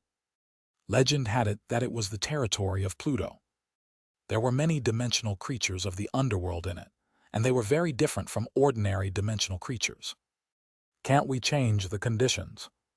For example, add 2 more companion eggs, said Lucas, apparent that he had been put in a difficult spot. No, Zhou Wen answered with certainty. Then I'll go have a chat with Lord Urjar. By the way, how much do you know about that palace? Are you confident about opening the door? Although Lucas felt that Zhou Wen and Xianxia were very strong and he might have a chance of opening the door by teaming up with them, he wasn't completely confident. He only wanted to try his luck, but if he couldn't open the door after negotiating the conditions, it would be too embarrassing. I heard that it's likely Medusa's palace, right? If so, I might have a way to open the door, Zhou Wen said. How confident are you? Lucas asked. There's about a 90% chance if it's Medusa's palace, Zhou Wen answered. Hearing this, Lucas was overjoyed. He patted his chest and said, if that's the case, wait for my good news. I will definitely be able to convince Lord Urjar. After Lucas left, and Xianxia asked Zhou Wen, are you really confident of opening the door to the palace? We haven't healed from our injuries yet, so it's not suitable for us to do anything too risky. You know that I have a companion beast on me that can withstand the power of curses. Medusa's eyes of petrification is actually a kind of curse, that will have no effect on me. If it's just to open the door, there wouldn't be much risk, Zhou Wen explained. That's good. However, we still have to be careful. You can't be careless just because you are protected by a companion beast. There are too many strange powers in this world, so no companion beast is absolutely invincible. This applies even to mythical companion beasts, and Sheng said solemnly. Zhou Wen knew that Sheng was afraid that he would suffer because of carelessness. He nodded and said, "Don't worry. I'm well aware." These words were not exaggerated at all. He knew the cursed demon palace very well. As long as he did not enter Medusa's palace, there would not be any danger. Lucas rushed over to Urjar's house, and Urjar happened to be receiving guests. "Henry, let me do the introductions. This is the #1 freelance hunter of the Peninsula of Gods, Lucas." Urjar pointed at the man on the sofa and introduced him to Lucas. "Lucas, this is Henry from the Cape family. He's a famous freelance hunter and has the title of Spear Sovereign." "Nice to meet you. I'm the #1 freelance hunter of the Peninsula of Gods, Lucas," said Lucas as he extended his hand. Henry sat on the sofa, but he had no intention of reaching out his hand. He didn't even budge. He glanced at Lucas and said with contempt, "A freelance hunter from the Peninsula of Gods, the mighty Lucas. I've heard of this name before." With that said, he looked at Urjar and said, "Since you have the help of a great freelance hunter, why did you come looking for me? Can't you just get this great Lucas open the door for you?" Urjar coughed lightly and said, "Lucas is good at frontal assaults. It's not his specialty to deal with such evil powers. Therefore, I need your help to open the door to the palace." "Of course I can do it. However, I have a condition," said Henry. He gave a faint smile and looked at Lucas, who had lamely retracted his hand. Chapter 471. Opening the Door Together. "Why are you looking at me?" Lucas found it odd. "I've seen your recent post on social media. You have a good relationship with Zhou Wen, right?" Henry said. "So what?" Lucas frowned slightly. "Very simple. Take this first." Henry handed him a bottle. When Lucas took the bottle from Henry, he felt his fingers itch. He raised his hand and saw a red dot on his finger, as though it had been bitten by a bug. Lucas thought nothing of it. He held the bottle and asked, "What is this?" "There's water inside. As long as you pour the water inside into Zhou Wen's water and let him drink it, that will do," said Henry. "Then, I'll help you open the door to the palace for free." "Impossible. I won't help you do such filthy things." Lucas placed the bottle heavily on the table before turning to Urjar. "Lord Urjar, we don't need their help. I've already got Zhou Wen and company to head to the palace with me. I guarantee that I can open the door to the palace." Urjar looked a little hesitant. Lucas continued, "My lord, please believe me. I will definitely be able to open the door to the palace to help you catch that thief." Urjar looked at Lucas and then at Henry. Finally, he said to him, "If you are willing to help, what I promised previously still holds." Henry sat on the sofa and did not reply to Urjar. He picked up the bottle of water that was on the table in front of Lucas and said to him, "I think you will agree, right?" "Of course not. What kind of person do you think the mighty Lucas is?" Lucas said angrily. "Is that so?" The look in Henry's eyes became odder and odder. Something seemed to be shaking in his eyes, and his pupils became very strange. It was as if there was a mosquito or bug trapped in a glass sphere. "Ah!" Lucas immediately felt as though countless worms were gnawing his bones. The pain made his face turn pale as beads of sweat oozed out of his forehead. "Despicable bastard, you! What did you do to me?" Lucas nearly fainted from the pain as he glared at Henry and barked. "Henry, you actually dare to attack my man on my territory." Urjar's expression turned cold as he stared at Henry. But Henry remained indifferent. He placed the bottle in front of Lucas and said calmly, "Do as I say. You won't die, but this kind of pain will continue until you die. If you don't believe me, You can seek out others to help you relieve your pain." With that said, Henry got up and bowed slightly to Urjar. "Dear Mr. Urjar, I believe I'll be able to serve you very soon. I'm looking forward to our next meeting. If I were you, I would immediately relieve the pain in Luca's body." Urjar waved his hand, and immediately a few epic experts surrounded him. "Mr. Urjar, I hope you can consider it carefully. Zhou Wen is my Cape family's enemy, so do you wish to become enemies with the Cape family?" After saying that, Henry strode off and ignored the epic experts. Urjar gritted his teeth. In the end, he didn't give any order to attack Henry. "Lucas, you know how powerful the Cape family is. They are the uncrowned kings of West District, and we don't have the ability to fight them yet. You."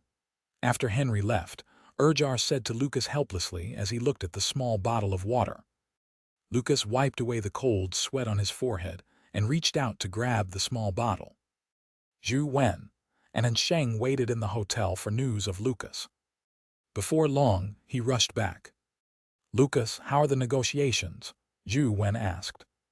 "I ran back all the way. I'm dying of thirst.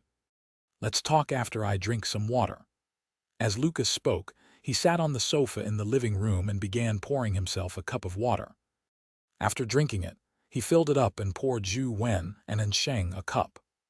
"I didn't manage to get the entry pass to Pluto Temple," said Lucas as he held a teacup. "Is the entry pass to Pluto Temple that precious? Can outsiders even take a look?" Zhou Wen said, somewhat surprised. "Although I failed to get Pluto Temple's entry pass, I've already discussed it with Lord Urjar. You can leave the Peninsula of Gods in advance. Pack up and follow me to the airport," said Lucas. "I'm really grateful to you, Lucas. However, we still wish to stay here for some time. We don't have any plans of leaving for the time being," Zhou Wen said as he drank a mouthful of water. Seeing Zhou Wen drink some water, Lucas heaved a sigh of relief and said, "Since you don't plan on leaving, can you consider it again? Join me in opening the door to the palace. All the rewards that I mentioned previously will be yours. I don't want anything. Just treat it as helping me." "All right, let's do as we said before. The companion eggs will be split equally. The pass will be ours." Zhou Wen nodded. Since he couldn't obtain the entry pass of Pluto Temple, getting a few Pluto Temple companion eggs and entry passes to the other temples wasn't too bad. Of course, Zhou Wen's main goal was still to hope that Urjar and the rest could find the thief. Otherwise, they wouldn't have the chance to fish in troubled waters. "Haha, I knew it. Lucas's friends are good friends." Lucas wrapped his muscular arm around Zhou Wen's neck and laughed loudly. Lucas quickly led Zhou Wen and Xianxia to the cursed demon palace. It had been sealed off by Urjar's men, so no one was allowed to enter without his orders. Lucas was naturally an exception. After showing an identification document, he brought Zhou Wen and Xianxia into the cursed demon palace. As there had been many people rushing into the cursed demon palace to look for traces of the thief, the stone statue creatures had almost been wiped clean. Zhou Wen and company walked all the way to a spot close to the door of the palace, without encountering any dimensional creatures. Right ahead is the palace's door. Put this on. Otherwise, even if you accidentally see the girl's eyes on the door, you will be petrified. Lucas took out the 3 pairs of eye masks and gave one each to Zhou Wen and Xianxia. He put on one himself. Zhou Wen and Xianxia put on the eye masks before continuing forward. Zhou Wen had truth listener's powers, so it wasn't a problem without his sight. And Xianxia was about the same. They remained very agile while wearing the eye masks. Only Lucas seemed a little clumsy after putting on the eye mask. Even his footsteps became slow. Zhou Wen didn't rush him. He slowly walked to the door of the palace and groped around the door. He pressed down the girl's eyes with both hands. The door to the palace automatically slid aside, immediately opening. "It's open. You can remove the eye mask," Zhou Wen said. Lucas took off his eye mask and was overjoyed when he realized that the stone door was gone. He took out his phone and stood in front of the door, taking a picture with Zhou Wen and company. He posted it online. The great Lucas and his friends opened the mysterious and terrifying palace door together. Chapter 472, Great Lucas. You guys can head back to the hotel now. I'll go to Lord Urjar to get the reward. I'll send it to you later. After leaving the cursed demon palace, Lucas rode on his Tyrannosaurus Rex. Just as Zhou Wen and Sheng were about to leave, Lucas added, "The Peninsula of Gods hasn't been peaceful recently. Don't eat and drink things randomly. Make sure they're checked." "Got it." Zhou Wen smiled as he waved goodbye and left with Sheng. Lucas rode the Tyrannosaurus on the streets. Many young people would cheer when they saw him. They would wave at him, and Lucas also responded enthusiastically. After leaving the city, Lucas's expression darkened. He quickly arrived at a manor in the suburbs. "Tell Henry that I have already done what he wants me to do," said Lucas to the guards. The guards seemed to have known that Lucas would be coming. He smiled and said, "Please come in, Lord Henry is waiting for you." Lucas followed the person into the manor and soon saw Henry. He was sunbathing in front of the pool. He was holding an exquisite antique gun in his hand as he wiped it carefully with a cloth. "Henry, I've finished what you asked me to do. Please remove the restrictions on me immediately." Lucas took out the small bottle and placed it on the table in front of him. The liquid inside had already disappeared. Henry looked at the bottle on the table and suddenly picked up the antique gun in his hand and pulled the trigger at Lucas. Lucas' reaction wasn't slow. He used a shield to block his body, but the bullet was very strange. It turned around and circled around the shield, passing through the gaps in his armor and shot into his muscles. The strange thing was that the bullet wasn't made of metal, but grayish-white bones. After drilling into his muscles, the bone bullet actually produced tiny blood vessels. It connected with Lucas' muscles and blood vessels, as though it was parasitizing him. Ah!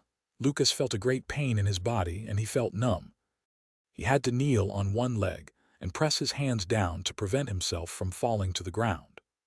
Henry stared coldly at Lucas and said in disdain, "Do you think I'm as stupid as you?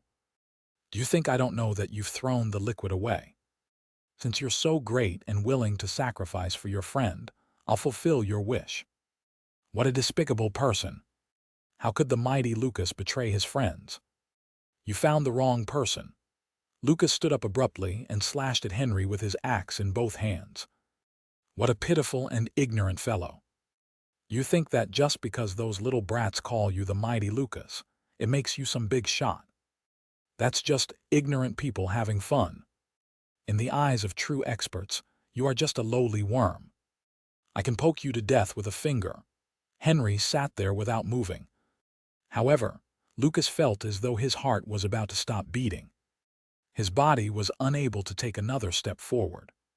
He maintained the pose of cleaving down his gigantic axe as he turned immobile. "You first got hit by my bone-eating worm, and now you've been hit by my parasitic bullet. Do you still want to fight me? You're truly foolish." Henry looked at the frozen Lucas and continued, "Bone-eating worms will constantly devour your bones until there's none left. When the time comes, all that's left is flesh, blood, and skin. You'll be like a pile of rotten flesh. The great Lucas, when you kneel down crying and beg for mercy and wish for me to give you death. An ignorant and pitiful worm like you will know what true greatness is. The great Lucas will never yield to anyone." Lucas trembled as veins protruded from his body as though he was trying to move his body. However, he couldn't move his body no matter how hard he tried. His bones emitted waves of excruciating pain, as though thousands of worms were devouring his bones. Blood began to seep out from Lucas's eyes, ears, nose, and mouth. Only an ignorant worm like you would dare to call yourself great. I'm afraid you haven't seen any true power. The #1 freelance hunter of the Peninsula of Gods. This title is a form of mockery. To think that you really treated it seriously. There are quite a number of experts on the Peninsula of Gods. What makes you think you have what it takes? Henry said disdainfully. I'm the #1 freelance hunter on the Peninsula of Gods. I'm the great Lucas, said Lucas through gritted teeth as his body trembled violently. What an arrogant and foolish fellow, said Henry with his lips curled. I'm the great Lucas. I'm the #1 hunter on the Peninsula of Gods. I'm the irreplaceable Lucas. Lucas's 7 orifices bled, but his eyes were filled with determination. Nothing but a meaningless imagination of the lowly. Before Henry could finish his sentence, his expression suddenly changed. I'm the great Lucas. As Lucas roared, terrifying power erupted from his body. A golden light blasted out, enveloping his body as though he was a golden god. In the next second, the parasitic bullet that bound Lucas's body exploded. It was forcefully squeezed out by his muscles, and the threads that resembled vessels were completely severed. With his strong hands holding the gigantic axe, he slashed down with dazzling golden divine light. Boom!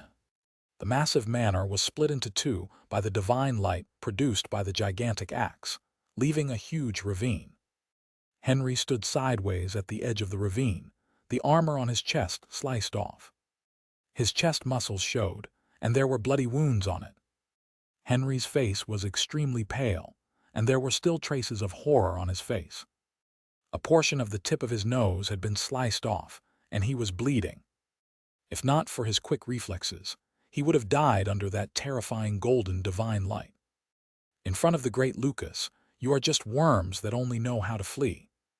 The golden divine light on Lucas's body dissipated, and the god-like shadow vanished as well. The gigantic axe landed on the ground as he held it with both hands. He kept standing, relying on sheer willpower. However, he looked at Henry with contempt.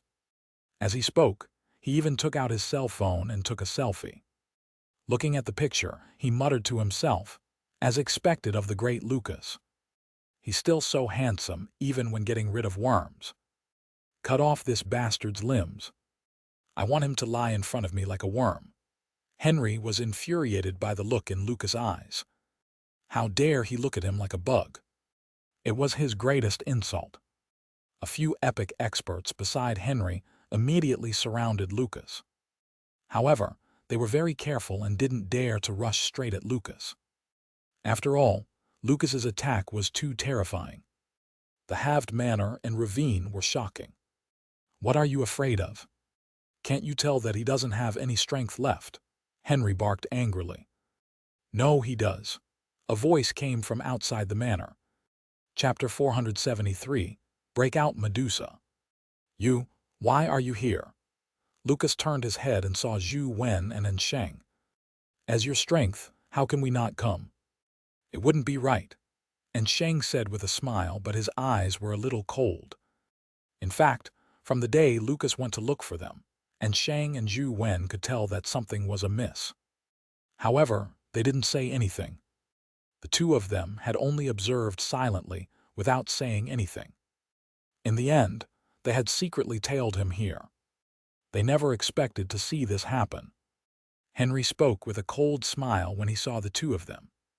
Zhou Wen, you came at the right time. It's time to settle the score for Liz and John. And you are Xianxia, right? You were the one who crippled Liz's sea of energy, right? It's me, Xianxia said frankly. From the looks of it, just crippling her sea of energy was too easy on her. She should have been killed. Is that so? That's really unfortunate. I'm afraid you won't have the chance to touch a single strand of my Cape family member's hair in the future. As Henry spoke, he raised the antique gun in his hand and aimed it at Zhou Wen. He continued, If I were you, I would stop immediately.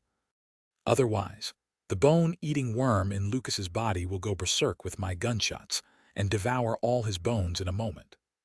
You are his friends, and he has sacrificed so much for you. You don't want to see him die in pain, right? Lucas is right. You really are a dirty worm. Zhou Wen didn't stop as he continued walking towards Henry. He held the handle of the bamboo blade as his eyes flickered with killing intent. I told you to stop. Didn't you hear me? Do you want to see him die? Henry pulled the trigger and shouted at Zhou Wen. The bone-eating worm is your companion beast, right? If you die, your companion beast will naturally perish as well. Naturally, the threat to Lucas will no longer exist. I'm still about 35 meters away from you. Before your gun sounds, I'd have chopped off your head.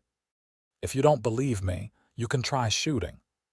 But if I were you, I'd immediately retrieve the bone-eating worm. I'm not someone who likes to kill. Don't give me a reason to draw my saber. Zhou Wen continued walking towards Henry. Henry appeared to have heard an extremely ridiculous joke as he said with a smile, "If the person who said that was in Xianxia, I would do as he says." Don't tell me that you think of yourself as in Xianxia's younger brother after your father married his mother. Even if you are in Xianxia's younger brother, as long as you are not in Xianxia himself, you have no right to say that to me. With that said, Henry pulled the trigger. Slender and powerful fingers held the handle of the saber as he drew the saber smoothly. The saber beam appeared at an unbelievable speed. Everyone felt their vision blur as Zhou Wen, and his saber seemed to vanish. When they saw Zhou Wen again, they saw that he was already behind Henry. He held a crystal-clear saber in his hand. The tip of the saber was pointed diagonally to the ground, as a drop of blood slowly flowed from the blade, before dripping to the ground. The moment the blood dripped onto the ground, there was a crack. The antique gun in Henry's hand split into two, and Henry's body was halved. His face that wore fear and disbelief split apart as well. Lord Henry. The epic experts who followed Henry were stunned. When they were with the Cape family, they knew that Zhou Wen had been protected by the N family, a student sheltered by the N family. However, this student had managed to kill Henry with one strike. Even in the expert-filled Cape family, Henry could be considered a top-notch expert. Such a person wasn't even able to block Zhou Wen's single strike. It left them alarmed and losing all morale. They reacted by turning around and fleeing. And Sheng appeared like a ghost as a dagger-like knife flashed in his hand. In just a moment, he killed the epic experts without leaving a single one behind. He felled them like he was chopping vegetables. Wiping away the blood on the dagger, and Sheng said nonchalantly, "You guys can leave first. Leave this to me." "That's not nice, right?" Lucas recovered from his shock and looked at Sheng strangely. "Leave it to him. He's more professional than us." Zhou Wen pulled Lucas and walked out. "Lucas, that axe strike of yours was really powerful. How did you do it?" Zhou Wen and Lucas rode the Tyrannosaurus Rex towards the city as he voiced his curiosity. The strength Lucas used when he slashed out far exceeded his usual strength. It was like night and day. When Lucas heard Zhou Wen praise him, he was immediately delighted. He said smugly, "The great Lucas isn't a result of bragging. My life providence is a hero of glory. My life soul is a combat faith god. When I fight for glory and faith, I can produce unparalleled power." As Zhou Wen listened, his expression changed. Although Lucas described himself as very powerful, and his life providence and life soul were indeed very powerful, his strength was very odd. It could be said that most of the time, his life providence and life soul were useless. His life providence and life soul meant that he could not fight for himself. In most cases, only by fighting for others could he activate the hero of glory life providence. Furthermore, Lucas's beliefs had to be firm. The more he believed in himself, the stronger his life soul became. If he had nefarious thoughts and did something that violated the glory of heroes, his life providence would be of zero use. Furthermore, due to his guilt, his combat faith god would also become very weak. However, under certain circumstances, Lucas could become extremely powerful. If many people acknowledged and worshipped him from the bottom of their hearts, his life soul would become extremely powerful. What a strange life providence and life soul, Zhou Wen thought. By the way, don't upload the photo you took just now on the internet. Don't mention this matter again. Just treat it as though you have never seen Henry," Zhou Wen said as he took out his phone to take a look. Seeing that the dead man tree didn't react at all. It didn't absorb Henry's corpse as it had before. "Of course, I'm not a fool." As Lucas spoke, he took out his cell phone and deleted the photos he had taken previously. The Cape family was the uncrowned king of the West District. Although Lucas was famous in the Peninsula of Gods, he was still far from being able to compete with them. If they were to pester him, there would probably be trouble. Just as he deleted the photo, Lucas's phone rang. After Lucas picked up the call, his expression immediately turned ugly. He could not help but exclaim, "What?" The Medusa inside the palace broke out. "How did this happen?" Zhou Wen's expression changed when he heard Lucas's words. He knew very well how terrifying Medusa was. If Medusa really broke out of its confines, this city, or even the entire Peninsula of Gods, would become an infernal domain. Chapter 474, Devastating the City. "Sorry, I have to return immediately. Let's talk again if there's a chance in the future," Lucas said to Zhou Wen. "Let's go together." Zhou Wen found the matter odd as well. Medusa was inside the palace. Someone had entered the palace. If anyone touched her, she would transform into a demoness and attack humans. However, after entering the palace, the door would automatically close.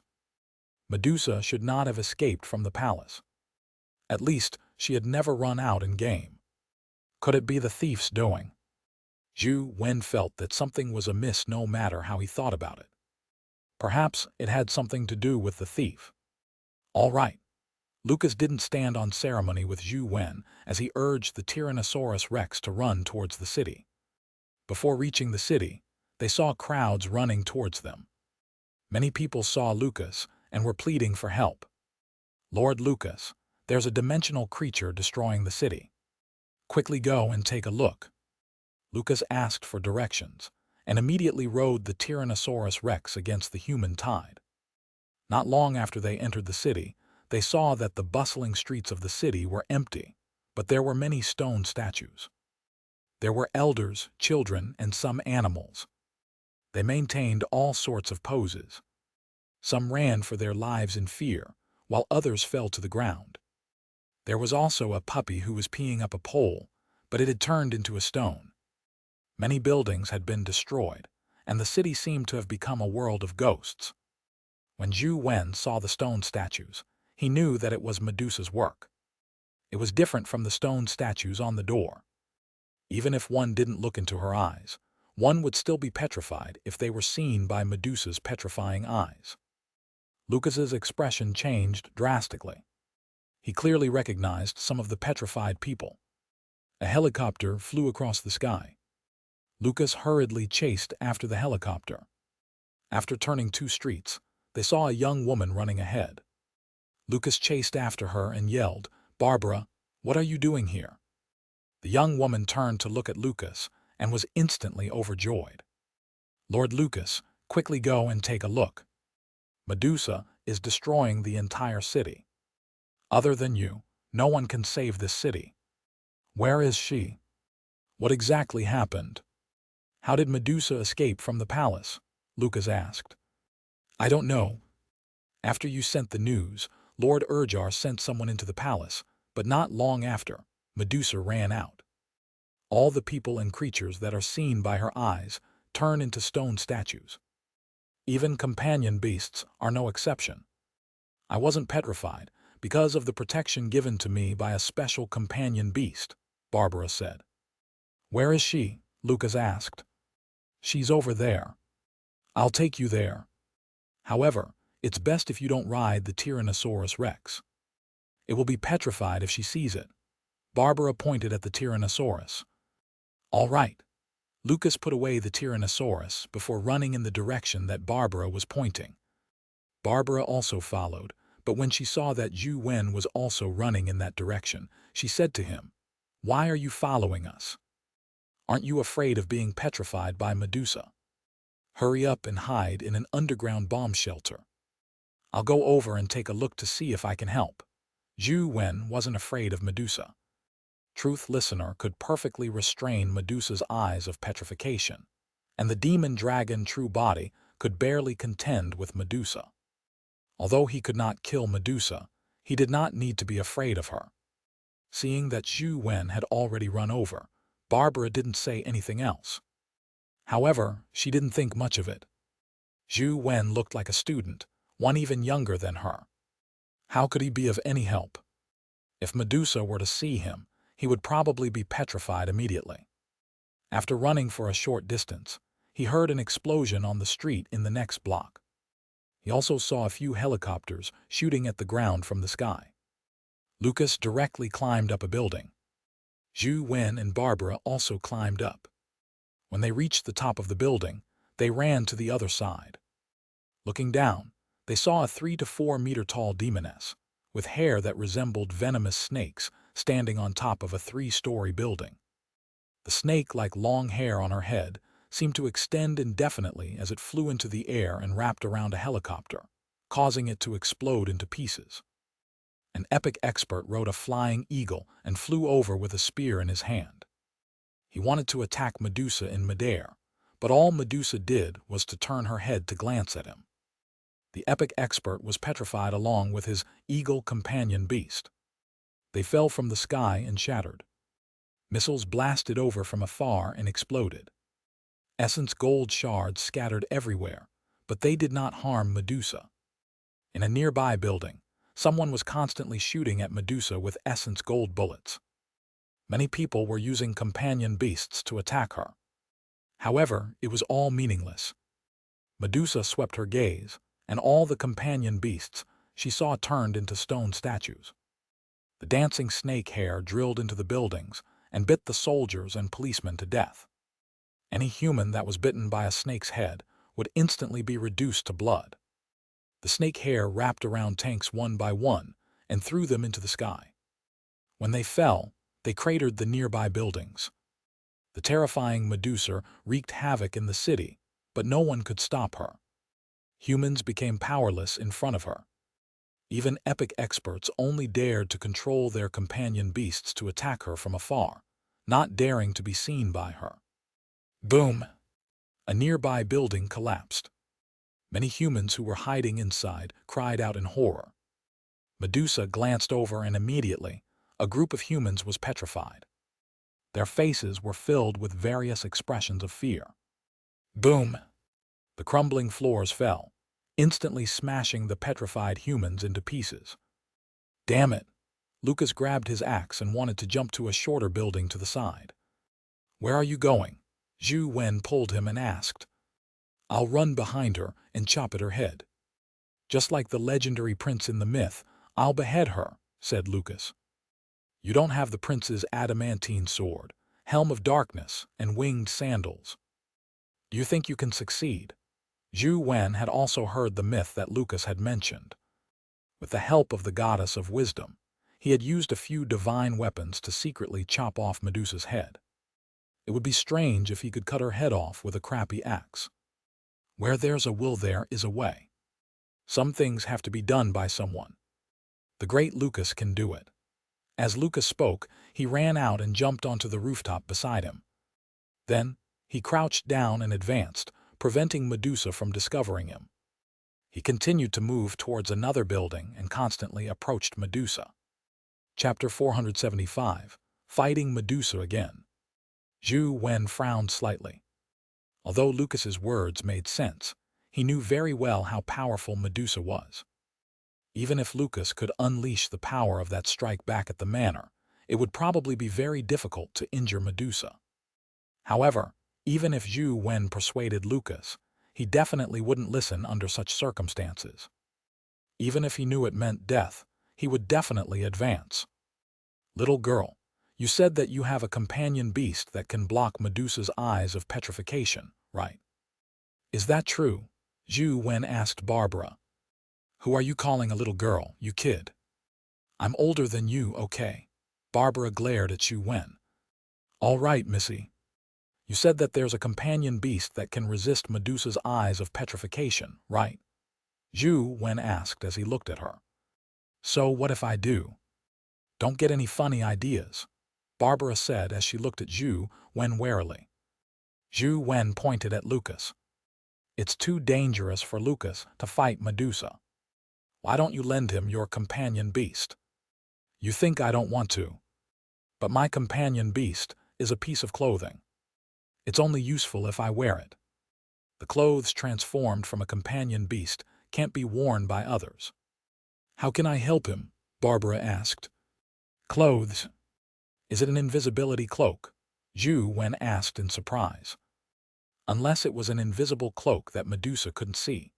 Zhou Wen didn't know what other clothes could prevent someone from being petrified by the eyes of petrification. What are you thinking about? How could I have an invisibility cloak? My companion beast can turn into sunshade clothes. It doesn't have the ability to turn invisible. Barbara pointed at the cloak like clothes on her body. Such clothes transformed from this companion beast can resist Medusa's eyes of petrification. Zhou Wen sized up Barbara's clothes. She wore something that looked like a large cloak that wrapped around her entire body. It was silver in color, making it very eye-catching. It really didn't seem like it had invisible properties. That's right. I'm very sure that it can resist Medusa's eyes of petrification. Back then, Medusa looked over at me, and many people around me were petrified. Only I managed to escape. I was completely fine, Barbara replied. What kind of companion beast transforms into your sunshade clothes? What are its uses? Zhou Wen asked. The sunshade clothes were obtained from a legendary dimensional creature I killed at the beach. Its name is Silverleaf Shell. Its companion form is the sunshade clothes. It has a certain level of defense, but it's not strong. It's mainly used to defend against fire. After wearing it, even the flames of the fire sprites in the metalwork temple can't hurt me. Is it just fire-resistant clothes? And it's a low-level legendary companion beast. Yet, it can actually resist Medusa's eyes of petrification. The more Zhou Wen listened, the more incredulous he felt. There were many armors that could defend against fire, but it didn't seem like any of them could defend against Medusa's eyes of petrification. Seeing that Zhou Wen didn't believe her, Barbara said angrily, "It's up to you whether you believe me or not. I'm telling the truth anyway. Sunshade clothes, fireproof. Wait, could it be because of Zhou Wen suddenly had an idea as he thought of a possibility? According to what Zhou Wen knew, snakes didn't have good vision. It could be said that they were extremely short-sighted. As for some snakes, they had infrared thermal detectors. They could sense the body temperature of creatures to track their prey. Medusa was not a snake, but if she was considered a snake, and if her eyes of petrification also possessed infrared thermal detection functionality, it could explain many things. For example, why her eyes of petrification could only petrify creatures, not dead objects like buildings. For example, why was it that Barbara's sunshade clothes were able to withstand Medusa's eyes of petrification? That was because not only were the sunshade clothes fire-resistant, but they also prevented Barbara's body temperature from dissipating. As such, Medusa couldn't see her, so she naturally couldn't be petrified. Of course, the eyes of petrification couldn't be as simple as just detecting body temperatures. It was likely at a higher level. Therefore, even companion beasts could be petrified. However, by doing so, one could probably know the main effects of the eyes of petrification and figure out a way to crack it. Although Zhou Wen wasn't afraid of the eyes of petrification, Lucas didn't have such an ability. When he thought of Lucas, he realized that Lucas had already run to the bottom of the 3-story building where Medusa was standing. He peeked his head out from behind to check on the situation, as though he wanted to rush up. This fool! Don't tell me he really wants to fight Medusa head-on. Just as Zhou Wen was thinking about it, he saw Lucas suddenly leap up with the gigantic axe in his hand. With a terrifying golden divine light, he cleaved at Medusa's neck without any hesitation. Lord Lucas, you can do it! Barbara waved her fists excitedly as she cheered Lucas on. It was clear that Lucas held a very high position in her heart. Zhou Wen was also somewhat surprised by Lucas's strength. He had clearly just expended his essence energy not long ago, but to be able to produce a strike that wasn't inferior to the one he delivered in the manner was indeed surprising. Could it be that the saying that an idiot isn't afraid of exhaustion is true? Zhou Wen thought to himself. Lucas's sneak attack on Medusa from behind was not a bad idea. Unfortunately, Medusa did not only have a pair of eyes. The poisonous snakes that her hair had transformed into were all her eyes. Just as Lucas jumped up, he had already been discovered by Medusa. Medusa turned her head and looked at Lucas, who was in midair and cleaving down with both hands. "It's over." Zhou Wen sighed inwardly. Although he wanted to help Lucas, he wasn't able to make a move in time. Furthermore, even if he did, he couldn't deal with Medusa. All he could do was guarantee his escape. Something that exceeded Zhou Wen's expectations happened. Medusa's gaze landed on Lucas's body, which was enveloped by the golden divine light. It failed to petrify his body. However, the godlike golden light on Lucas's body dissipated. His body flew out like a cannonball. Boom! Lucas's body crashed into a building, shattering the glass windows of the building. Even Lord Lucas. Barbara covered her mouth as her eyes widened in disbelief. Zhou Wen saw that Medusa was actually chasing after Lucas, so he said to Barbara before rushing out of the building, "Go and see how Lucas is doing. I'll lure Medusa away." "Do you have a death wish?" Barbara reacted and went to pull Zhou Wen back, but he had already rushed out of the building. He had actually leaped into the air and slashed at Medusa with a huge sword in his hand. The sword beam that resembled a wheel of sunlight violently spun and slashed at Medusa. The venomous snakes on Medusa's head welcomed the sword beam. Many of the poisonous snakes that could even tear a helicopter to pieces were actually sliced apart by the sword beam. After landing on the ground, they turned into black pieces of hair. Medusa didn't pursue Lucas again as she turned to look at Zhou Wen. Barbara was alarmed, thinking that Zhou Wen was doomed. However, she was surprised to discover that Zhou Wen wasn't petrified.